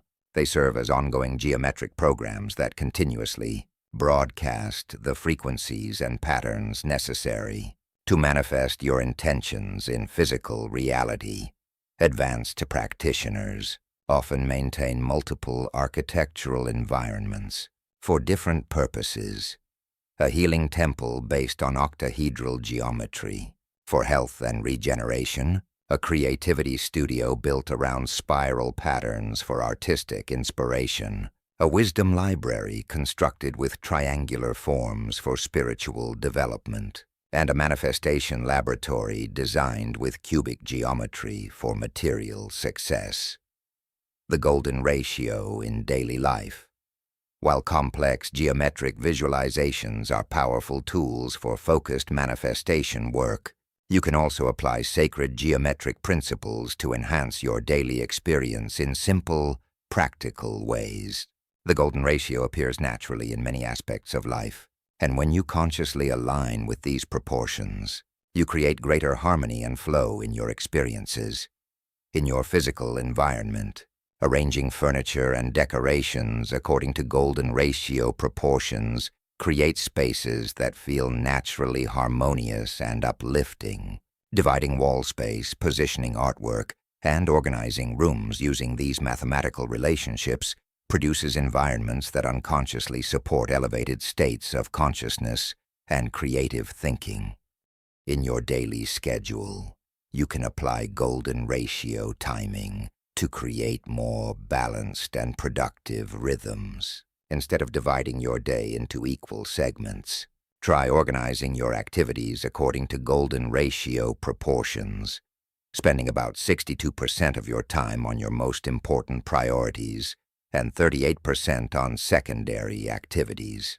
This creates a natural rhythm that supports sustained focus while preventing burnout. In your breathing practices, you can use golden ratio proportions to create more harmonious and consciousness-expanding breath patterns. Try inhaling for 5 counts, holding for 8 counts, and exhaling for 13 counts, following the Fibonacci sequence, or experiment with other golden ratio breath relationships that feel natural and supportive.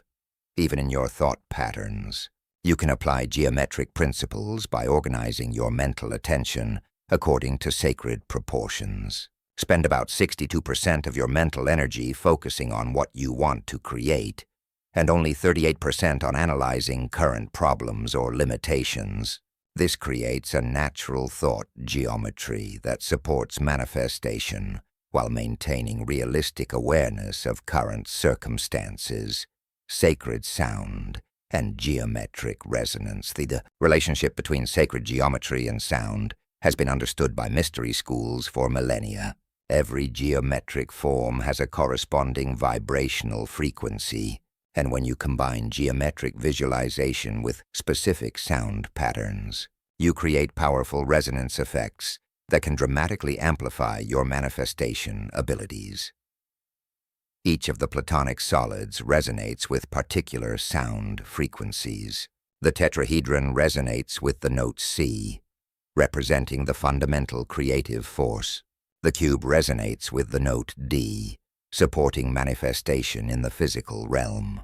The octahedron resonates with E, enhancing communication and mental clarity.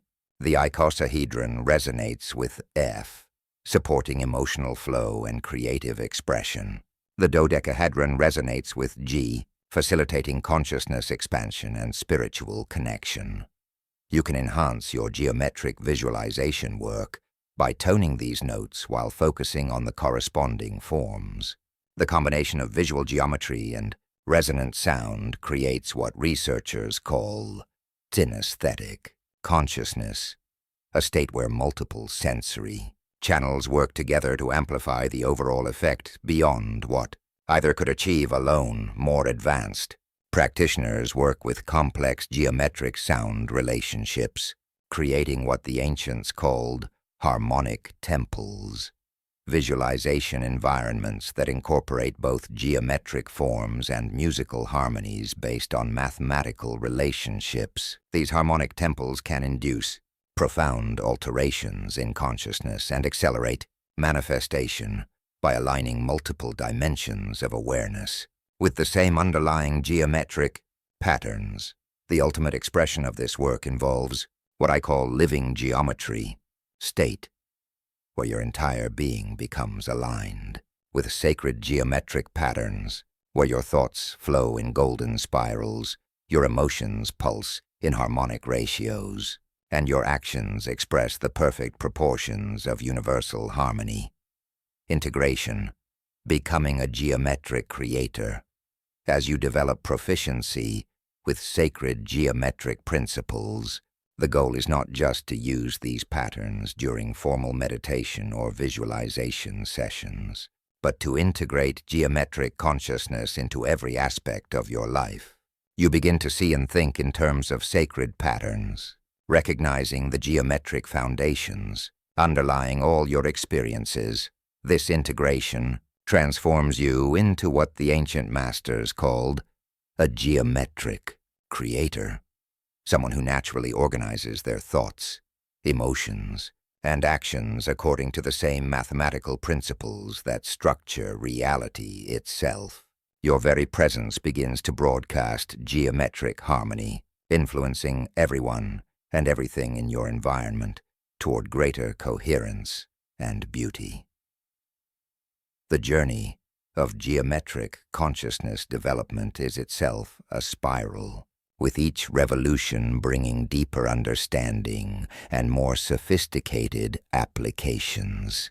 You begin with simple forms and basic visualizations, gradually developing the capacity to work with complex multidimensional patterns that would have challenged the greatest geometric masters of antiquity.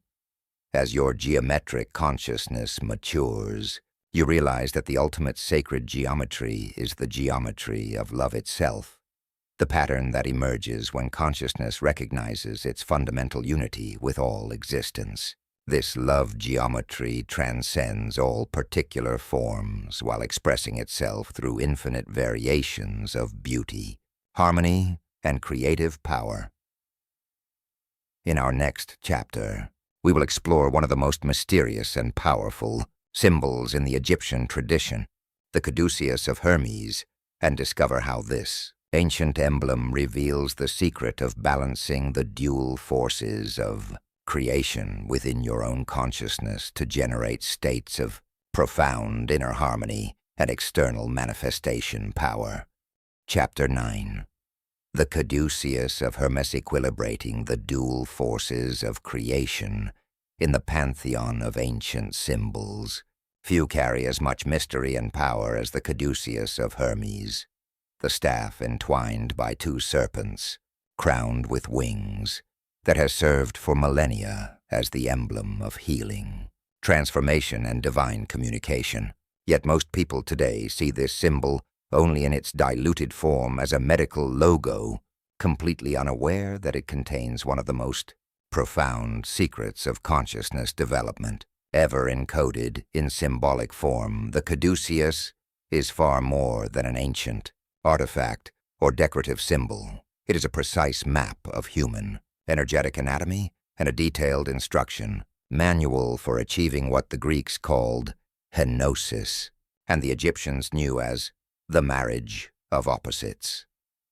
This symbol reveals how to balance the fundamental dual forces operating within your consciousness and energy system, creating a state of internal harmony so profound that it naturally generates extraordinary manifestation, abilities, and direct connection with universal intelligence.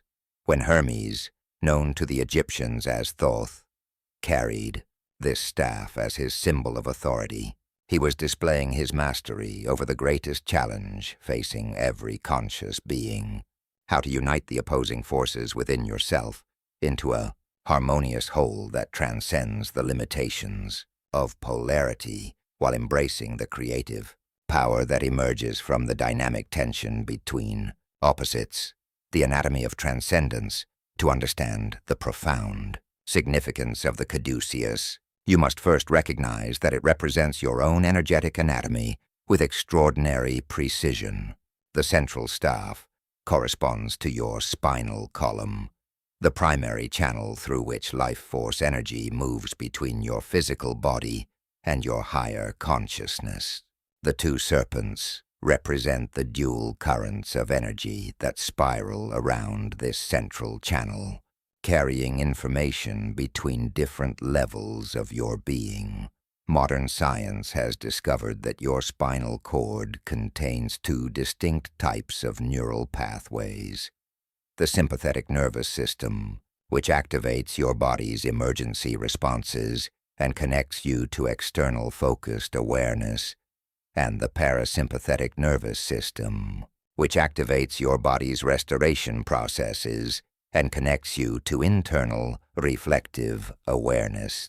These two systems must work in perfect balance for optimal health and consciousness function, but the caduceus reveals a deeper level of energetic anatomy that extends beyond what conventional medicine recognizes. The ancient teachings describe subtle energy channels that parallel your physical nervous system but carry much more refined frequencies of information.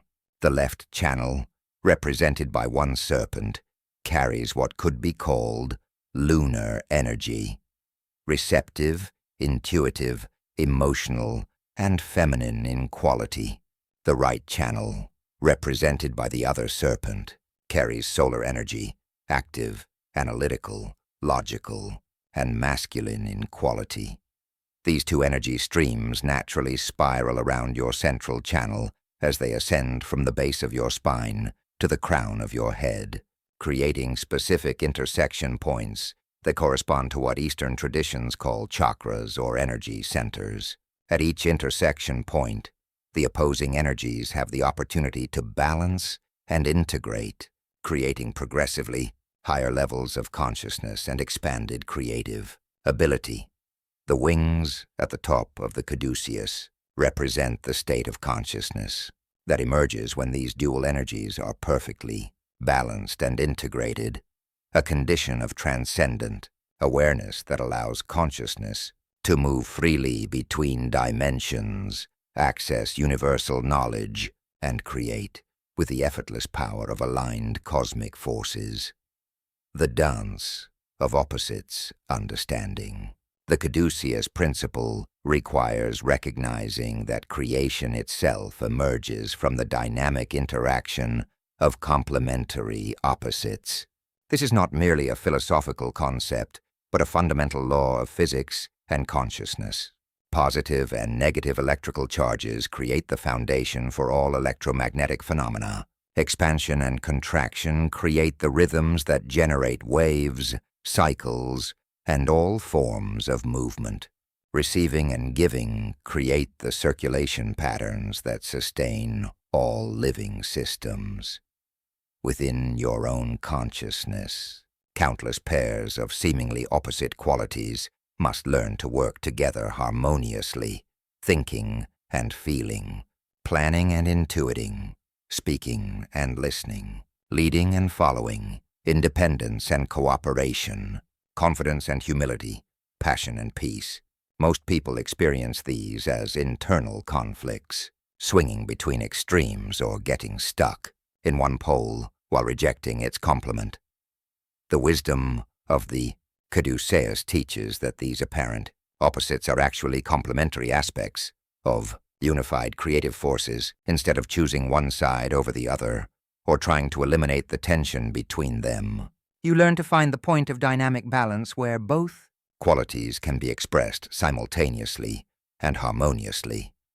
This is what the ancient alchemists called the marriage of opposites, or the sacred wedding, not the static elimination of differences, but the dynamic integration of complementary forces into a higher unity that contains and transcends both individual aspects. When you achieve this internal marriage, you gain access to what the texts describe as the power of the united serpents, creative abilities that far exceed what either opposite could accomplish alone. Consider the relationship between confidence and humility. Most people see these as contradictory qualities. If you're confident, you can't be humble, and if you're humble, you can't be truly confident. But the caduceus principle reveals that genuine confidence actually requires humility, and authentic humility enhances rather than diminishes confidence. When these qualities are integrated rather than opposed, they create a unified state of confident humility, or humble confidence, that allows you to express your gifts powerfully while remaining open to learning and growth. The activation sequence, the process of activating the caduceus energies within your own system, follows a specific sequence that has been carefully mapped by countless practitioners throughout history. This activation cannot be forced or rushed. It requires patience, consistency, and deep respect for the intelligence of your own consciousness as it gradually learns to balance and integrate these fundamental forces. Stage 1. Recognition and observation begins when you develop awareness of the opposing forces operating within your consciousness. Instead of being unconsciously driven by internal conflicts, you learn to observe the interplay between thinking and feeling, masculine and feminine, active and receptive aspects of yourself. This stage requires what the ancient texts called the witness consciousness, a neutral awareness that can observe internal dynamics without immediately trying to change or fix them.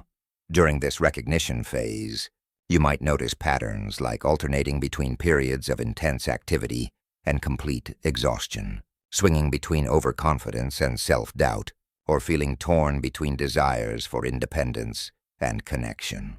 Rather than judging these patterns as problems to solve, you learn to see them as information about how the dual energies are currently functioning within your system.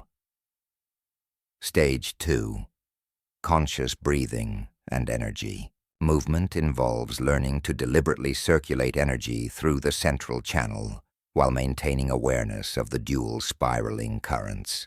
This is accomplished through specific breathing practices that alternate between left and right nostrils, combined with visualization of energy ascending through your spinal column in spiral patterns. The most fundamental caduceus breathing practice involves inhaling through your left nostril while visualizing lunar, receptive energy spiraling up the left side of your spine, then exhaling through your right nostril while visualizing solar, active energy spiraling down the right side. You then reverse the pattern, inhaling through the right nostril with solar energy ascending and exhaling through the left nostril with lunar energy descending. As you develop proficiency with this practice, you begin to feel the actual movement of energy within your system and notice how different breathing patterns affect your mental and emotional states. You might find that emphasizing the left side breath enhances your intuitive abilities and emotional sensitivity, while emphasizing the right side breath increases your analytical clarity and action orientation. Stage 3. Integration and balance. Points emerges as the dual energies begin to naturally balance themselves at specific points along your central channel. You'll experience this as moments of profound inner stillness and clarity, where the usual internal chatter quiets and you feel deeply centered and harmonious. These balance points often occur spontaneously during meditation, creative activities, or moments of deep appreciation and love. They represent temporary achievements of the caduceus state, brief experiences of what it feels like when your internal opposites are perfectly integrated.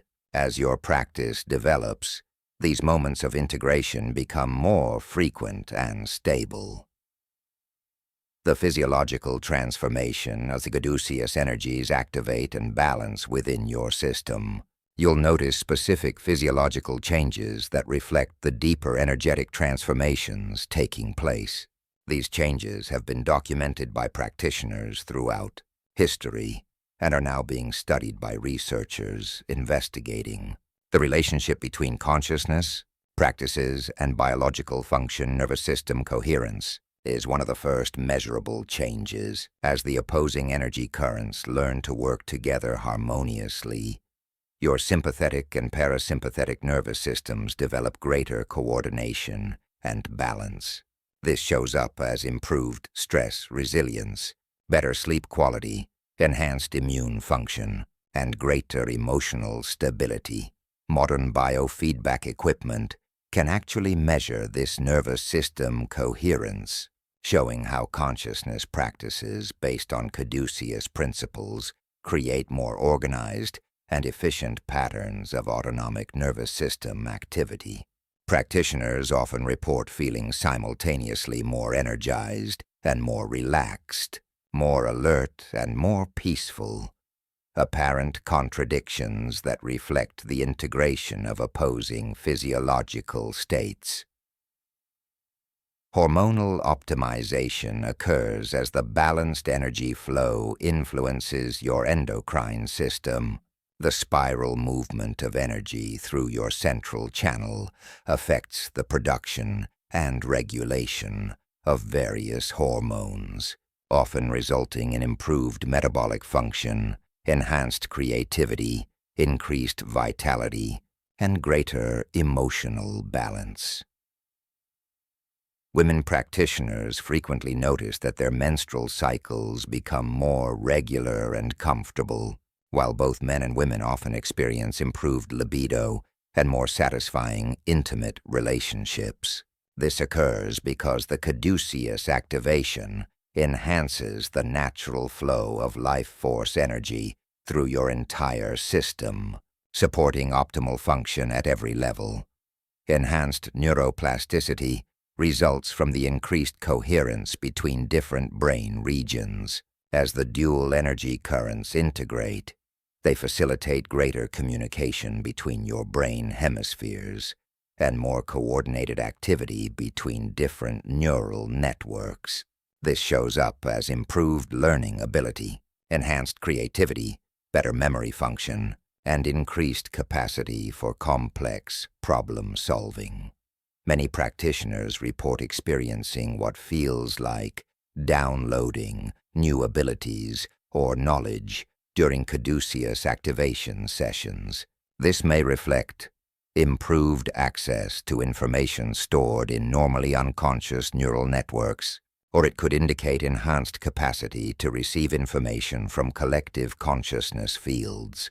The psychological integration, beyond the physiological benefits, caduceus activation creates profound psychological transformations that affect every aspect of your personality and relationships. These changes occur gradually and naturally as the integrated energy patterns establish new psychological equilibriums within your consciousness. Shadow integration is one of the most significant psychological effects of caduceus work.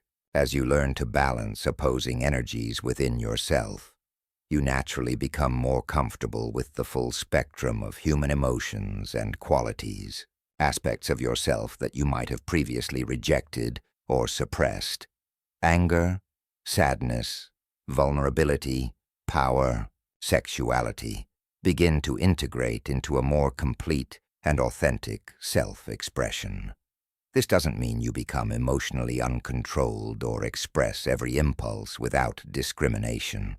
Rather, you develop what psychologists call emotional intelligence, the ability to feel the full range of human emotions while choosing how to express them constructively.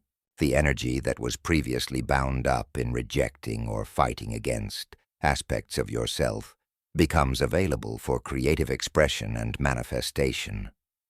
Relationship harmony improves naturally as your internal integration reflects outward into your interactions with others. When you're comfortable with both your masculine and feminine aspects, your active and receptive qualities, your strength and vulnerability, you can respond to others from a place of wholeness rather than trying to get them to provide what you're missing within yourself.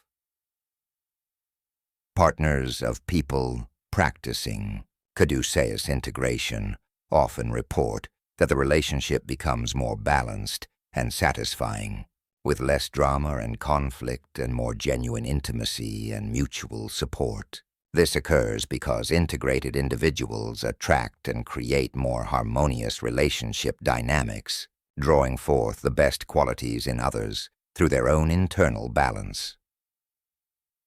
Creative enhancement emerges as the balanced dual energies provide optimal conditions for creative expression. The receptive, feminine energy provides inspiration, intuition, and connection to larger creative forces, while the active, masculine energy provides focus, discipline, and the drive to manifest creative visions in concrete form. Many artists, writers, inventors, and entrepreneurs discover that caduceus practices dramatically improve both the quality and quantity of their creative output.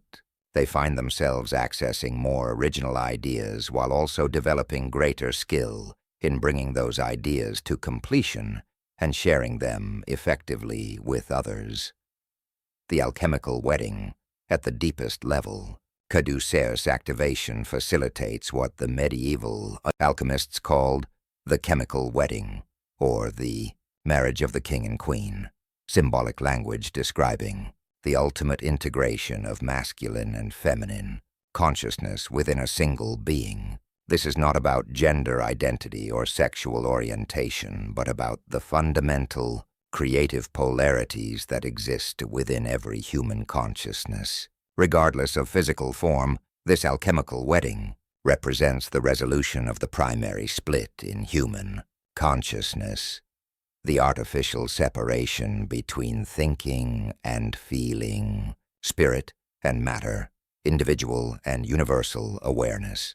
When this wedding is consummated within your consciousness, you gain access to what the ancient texts called divine hermaphroditism, a yaso state of consciousness that contains and can express both creative polarities with perfect balance and timing. Individuals who have achieved this level of integration often describe feeling complete within themselves, while simultaneously feeling more connected to others and to life as a whole. They no longer seek external relationships or achievements to fill internal lacks or conflicts because they've resolved the fundamental divisions within their own consciousness. This doesn't mean they become isolated or lose interest in external relationships and activities. Rather, they engage with life from a place of fullness and overflow, rather than need and seeking. Their relationships become expressions of joy and sharing, rather than attempts to complete themselves through others. The transcendent wings at the top of the caduceus, represent the consciousness that emerges when the dual energies achieve perfect integration and balance. This winged consciousness transcends the limitations of polarity while remaining grounded in embodied existence. It can move freely between different states and dimensions of awareness while maintaining coherent function in ordinary reality. Those who develop this winged consciousness often report experiences that seem to transcend normal space-time limitations. They might receive information about distant events, have prophetic dreams that prove accurate, experience healing abilities that seem to work through non-local influence, or find themselves able to manifest desired outcomes with remarkable speed and precision. From a practical standpoint, winged consciousness manifests as what we might call effortless effectiveness, the ability to accomplish significant results without strain or struggle. When your internal energies are perfectly balanced, your actions naturally align with the larger patterns and cycles of cosmic intelligence, allowing you to work with universal forces rather than against them. This is the true meaning of going with the flow, not passive acceptance of whatever happens, but active participation in the intelligent unfolding of cosmic evolution. Your individual will becomes aligned with universal will, creating a state where personal desires naturally serve larger purposes and cosmic purposes naturally fulfill personal needs. Practical integration. Protocol. The full activation of caduceus consciousness may take years of dedicated practice. You can begin experiencing its benefits immediately through specific integration protocols that balance opposing forces in practical, measurable ways. Daily balance. Tracking involves maintaining awareness of how much time and energy you spend in receptive versus active modes throughout each day. Most people are heavily imbalanced toward one side or the other, either constantly active and rarely receptive, or frequently receptive, but lacking in focused action. You can create more caduceus balance by deliberately incorporating both modes into your daily routine. If you tend to be overly active, schedule regular periods for meditation, contemplation, or simply receptive appreciation of beauty. If you tend to be overly receptive, commit to taking specific actions toward your goals and expressing your thoughts and feelings more directly. Relationship. Mirroring practices involve recognizing how your relationships reflect and activate different aspects of your dual nature. Notice which people tend to bring out your more masculine qualities and which evoke your more feminine responses. Pay attention to how you can consciously choose to express different aspects of yourself depending on what would serve each relationship most effectively. Creative oscillation techniques involve deliberately alternating between receptive, creative practices like meditation, journaling, or improvisational expression, and active creative practices like planning, editing, or structured skill development within single creative sessions. This creates optimal conditions for both inspiration and manifestation to occur within integrated timeframes. Through energy circulation, meditation involves regular practice of the spiral breathing techniques while visualizing the two serpents of energy ascending through your central channel and integrating at each major energy center. Even 10 minutes of daily practice can begin to create noticeable improvements in energy levels, emotional balance, and mental clarity. As these practices become natural and automatic, you'll find yourself operating more frequently from the balanced, integrated state that the CADUCEUS represents, a condition of dynamic harmony that naturally attracts success, healing, and spiritual awakening. In our final chapter, we will bring together all the wisdom we've explored from the Emerald Tablet and learn how to integrate these ancient teachings into a complete system for living as a modern alchemist, someone who consciously participates in the ongoing creation and evolution of reality itself. Chapter 10. The Resurrection of the Mage. Within integrating the mysteries for complete transformation, you have traveled far on this journey through the ancient mysteries of the Emerald Tablet, and as we reach the culmination of our exploration together, it's time to acknowledge a profound truth. You are no longer the same person who began reading these words.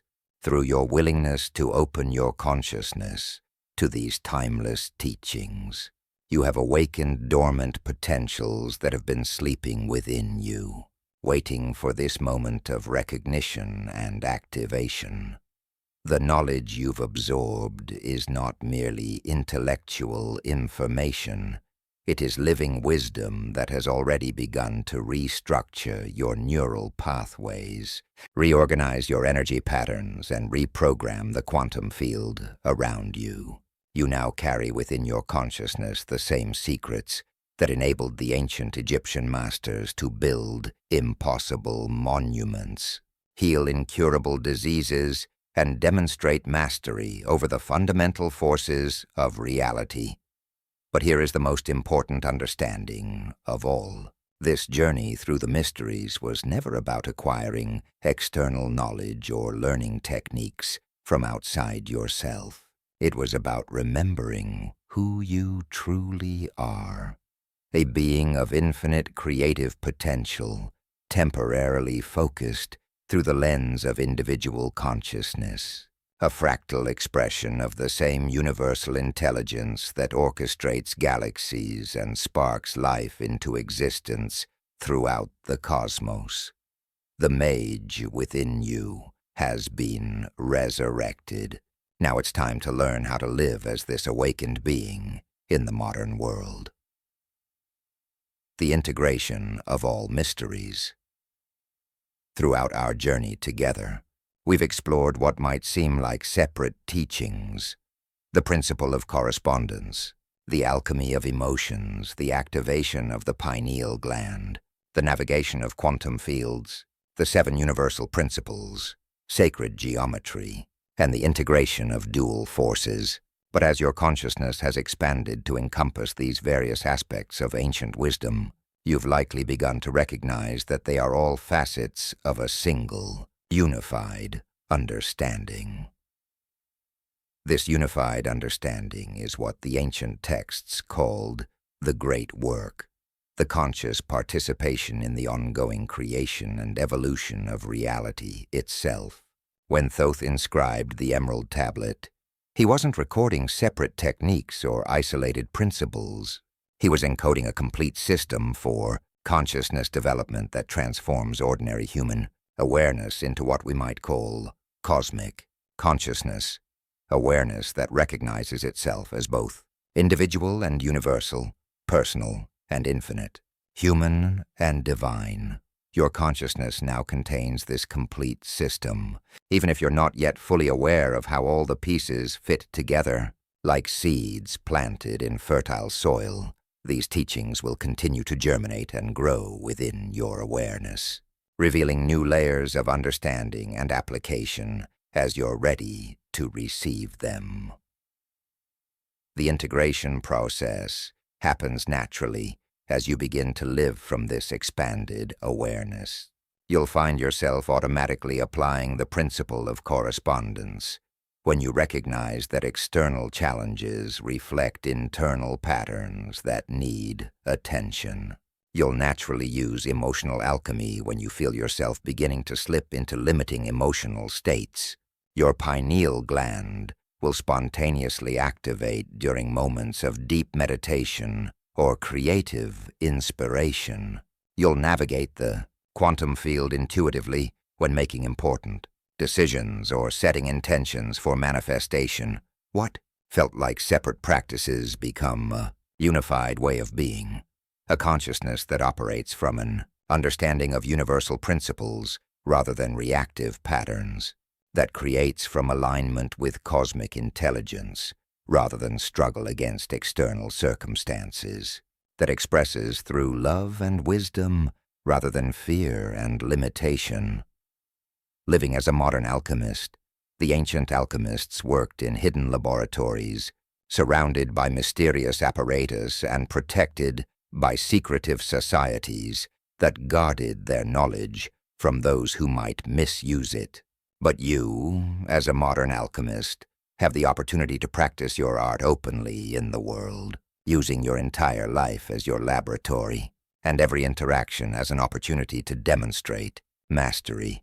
This doesn't mean dramatic displays of supernatural abilities or attempting to convince others of your spiritual development. True mastery is often invisible to casual observation because it manifests as natural excellence, effortless effectiveness, and the ability to remain centered and creative regardless of external circumstances. As a modern alchemist, your primary work is the continuous transformation of consciousness, your own and, through resonance and example, the consciousness of those around you. Every limiting belief you transmute into empowering understanding, every fear you transform into love, every moment of unconscious reaction you replace with conscious response contributes to the healing and evolution of human consciousness as a whole. Your laboratory extends beyond any physical space to encompass the field of awareness itself. When you consciously work with the principles we've explored, maintaining heart-brain coherence, operating from elevated emotions, visualizing with sacred geometric principles, balancing dual forces within yourself, you're conducting alchemical experiments that can transform not just your personal reality, but the collective reality of everyone whose life touches yours. The true goal of modern alchemy is not personal power or individual advantage, but the conscious evolution of life itself.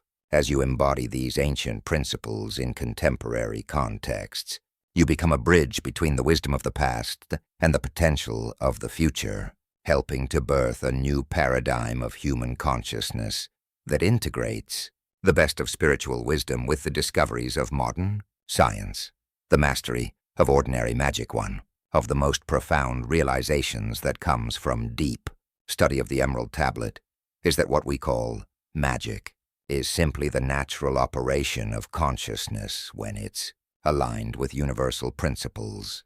The seeming miracles described in ancient texts, healing through touch, manifestation through intention, communication across vast distances, represent not supernatural violations of natural law, but sophisticated applications of natural laws that most people simply don't understand.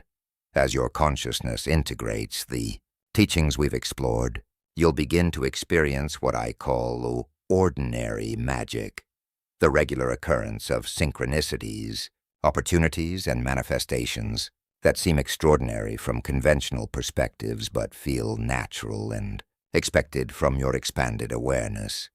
You might find that you consistently arrive at locations just as the perfect parking space opens up, not because you're using supernatural powers, but because your consciousness has learned to read the energy patterns that indicate optimal timing. You might discover that you frequently meet exactly the right people at exactly the right moments to advance your projects and purposes, not through mystical intervention, but because your elevated frequency naturally attracts resonant consciousness.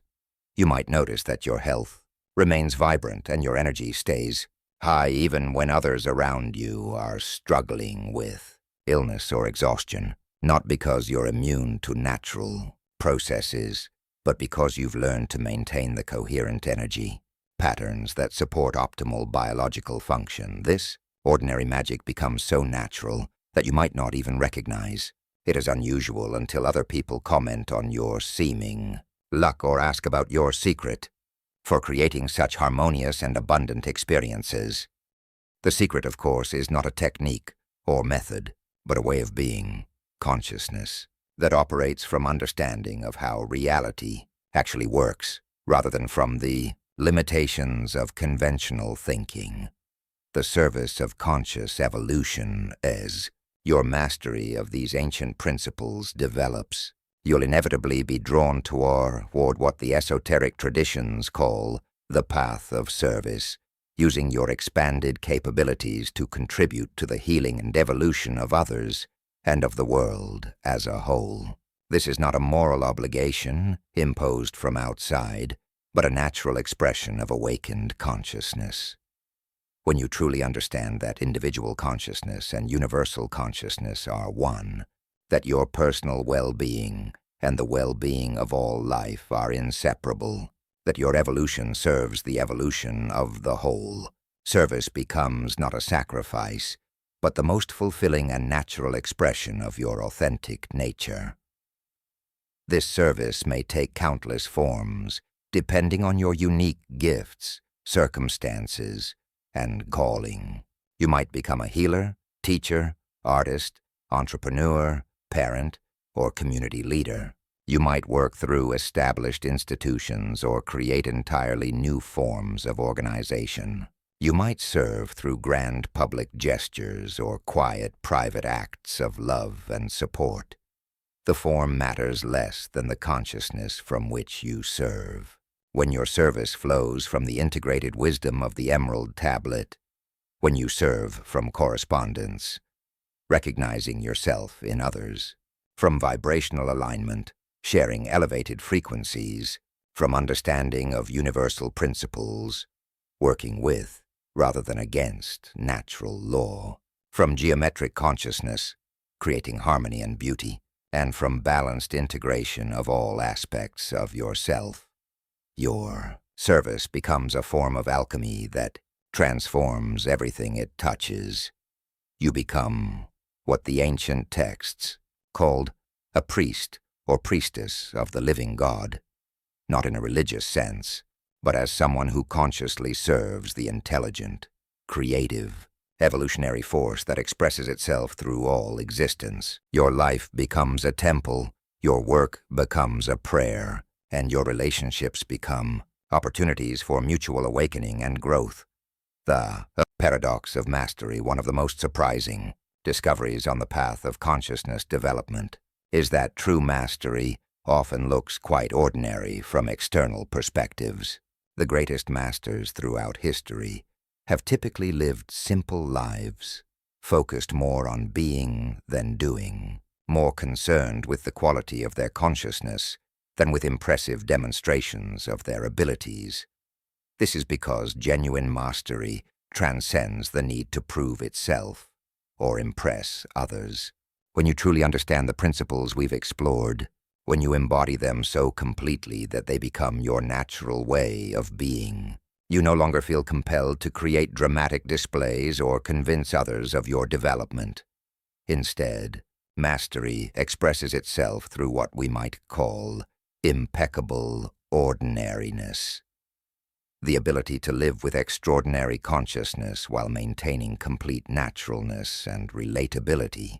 You become simultaneously more yourself and more universal, more grounded in human experience and more connected to cosmic intelligence. People may sense that there's something different about you, a quality of presence, wisdom, or peace that feels both inspiring and comfortable. But they're more likely to attribute this to good character, natural wisdom, or positive attitude than to any esoteric development. This is exactly as it should be, because true spiritual development integrates seamlessly with effective human functioning rather than setting you apart from ordinary life. The paradox is that the more masterful you become, the more normal you appear, and the more normal you appear, the more effective you become at serving others' awakening. People are more likely to be influenced by someone who seems like an enhanced version of themselves than by someone who appears to have transcended human nature entirely. The eternal spiral of developments. We reach the end of our formal exploration of the Emerald Tablet teachings. It's important to understand that this ending is actually a beginning. The wisdom you've absorbed will continue to unfold within your consciousness for years and decades to come, revealing new depths and applications as your capacity to understand and embody these principles continues to expand. Consciousness development follows a spiral pattern rather than a linear progression. You'll find yourself revisiting the same fundamental principles at deeper and deeper levels, each cycle bringing greater understanding, more refined application, and more profound integration. Concepts that seemed merely interesting when you first encountered them may become living realities that transform your entire experience of existence. This is why the ancient mystery schools spoke of different levels of initiation, not because the teachings themselves changed, but because the same teachings could be understood and applied at increasingly sophisticated levels as consciousness developed. A beginning student might use the principle of correspondence to improve their personal circumstances, while an advanced practitioner might use the same principle to heal generational patterns or contribute to collective transformation. Key to continued development is maintaining what Zen masters call a beginner's mind, approaching these teachings with fresh openness and curiosity, even as your understanding deepens. Each time you revisit the principles of correspondence, emotional alchemy, sacred geometry, or any other aspect of these teachings, allow yourself to discover new facets that weren't visible to you before. The legacy of your awakening. Perhaps the most profound aspect of your journey through these ancient mysteries is that it extends far beyond your individual development.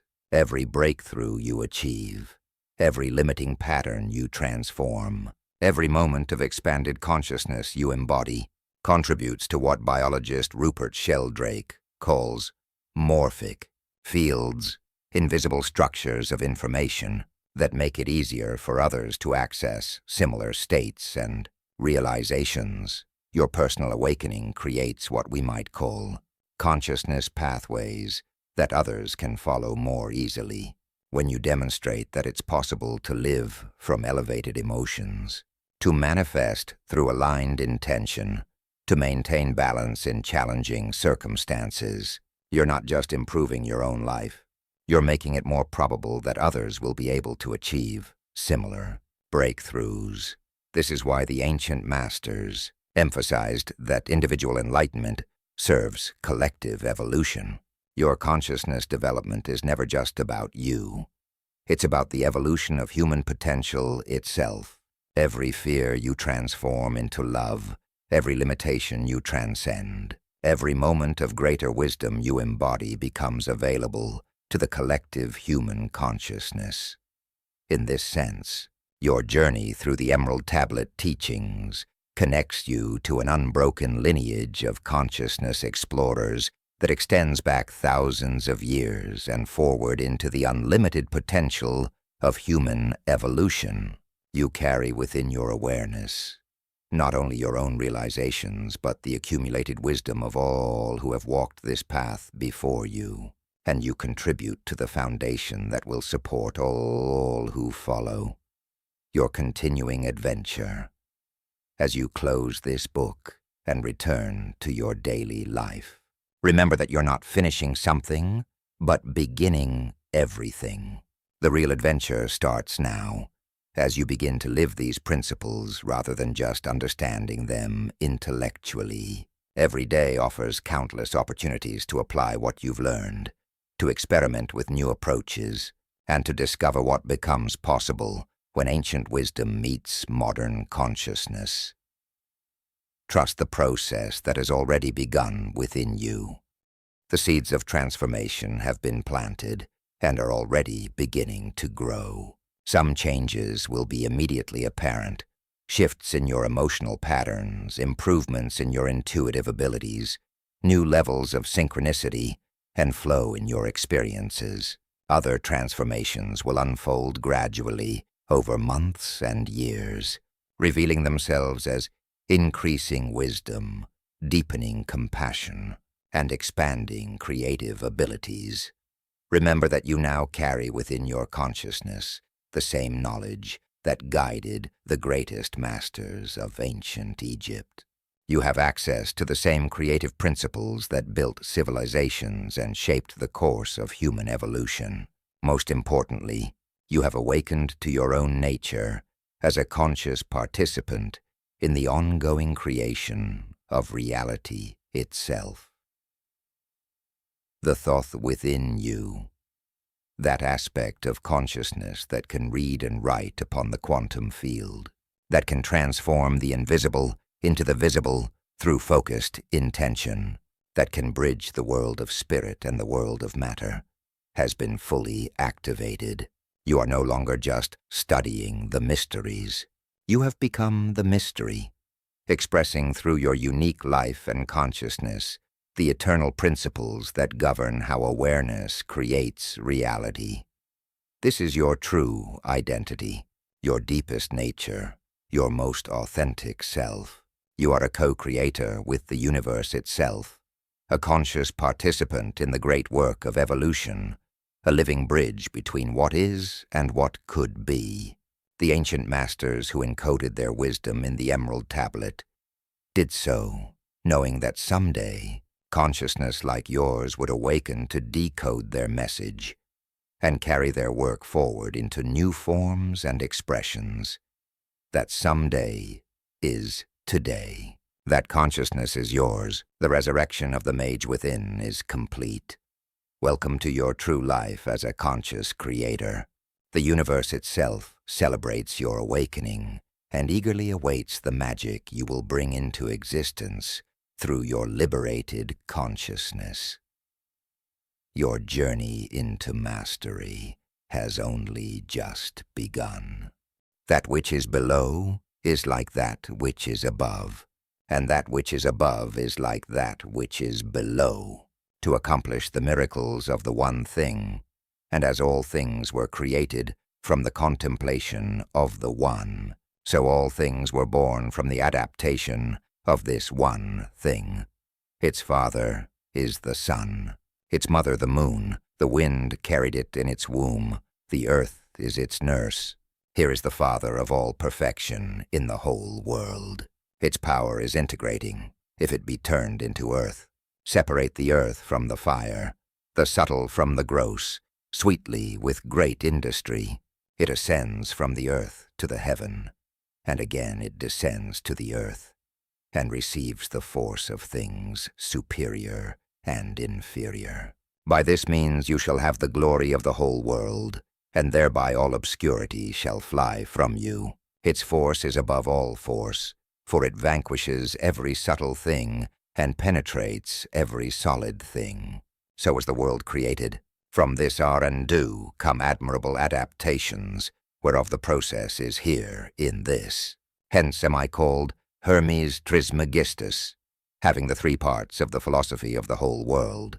That which I have said of the operation of the sun is accomplished and ended. The Emerald Tablet of Thoth.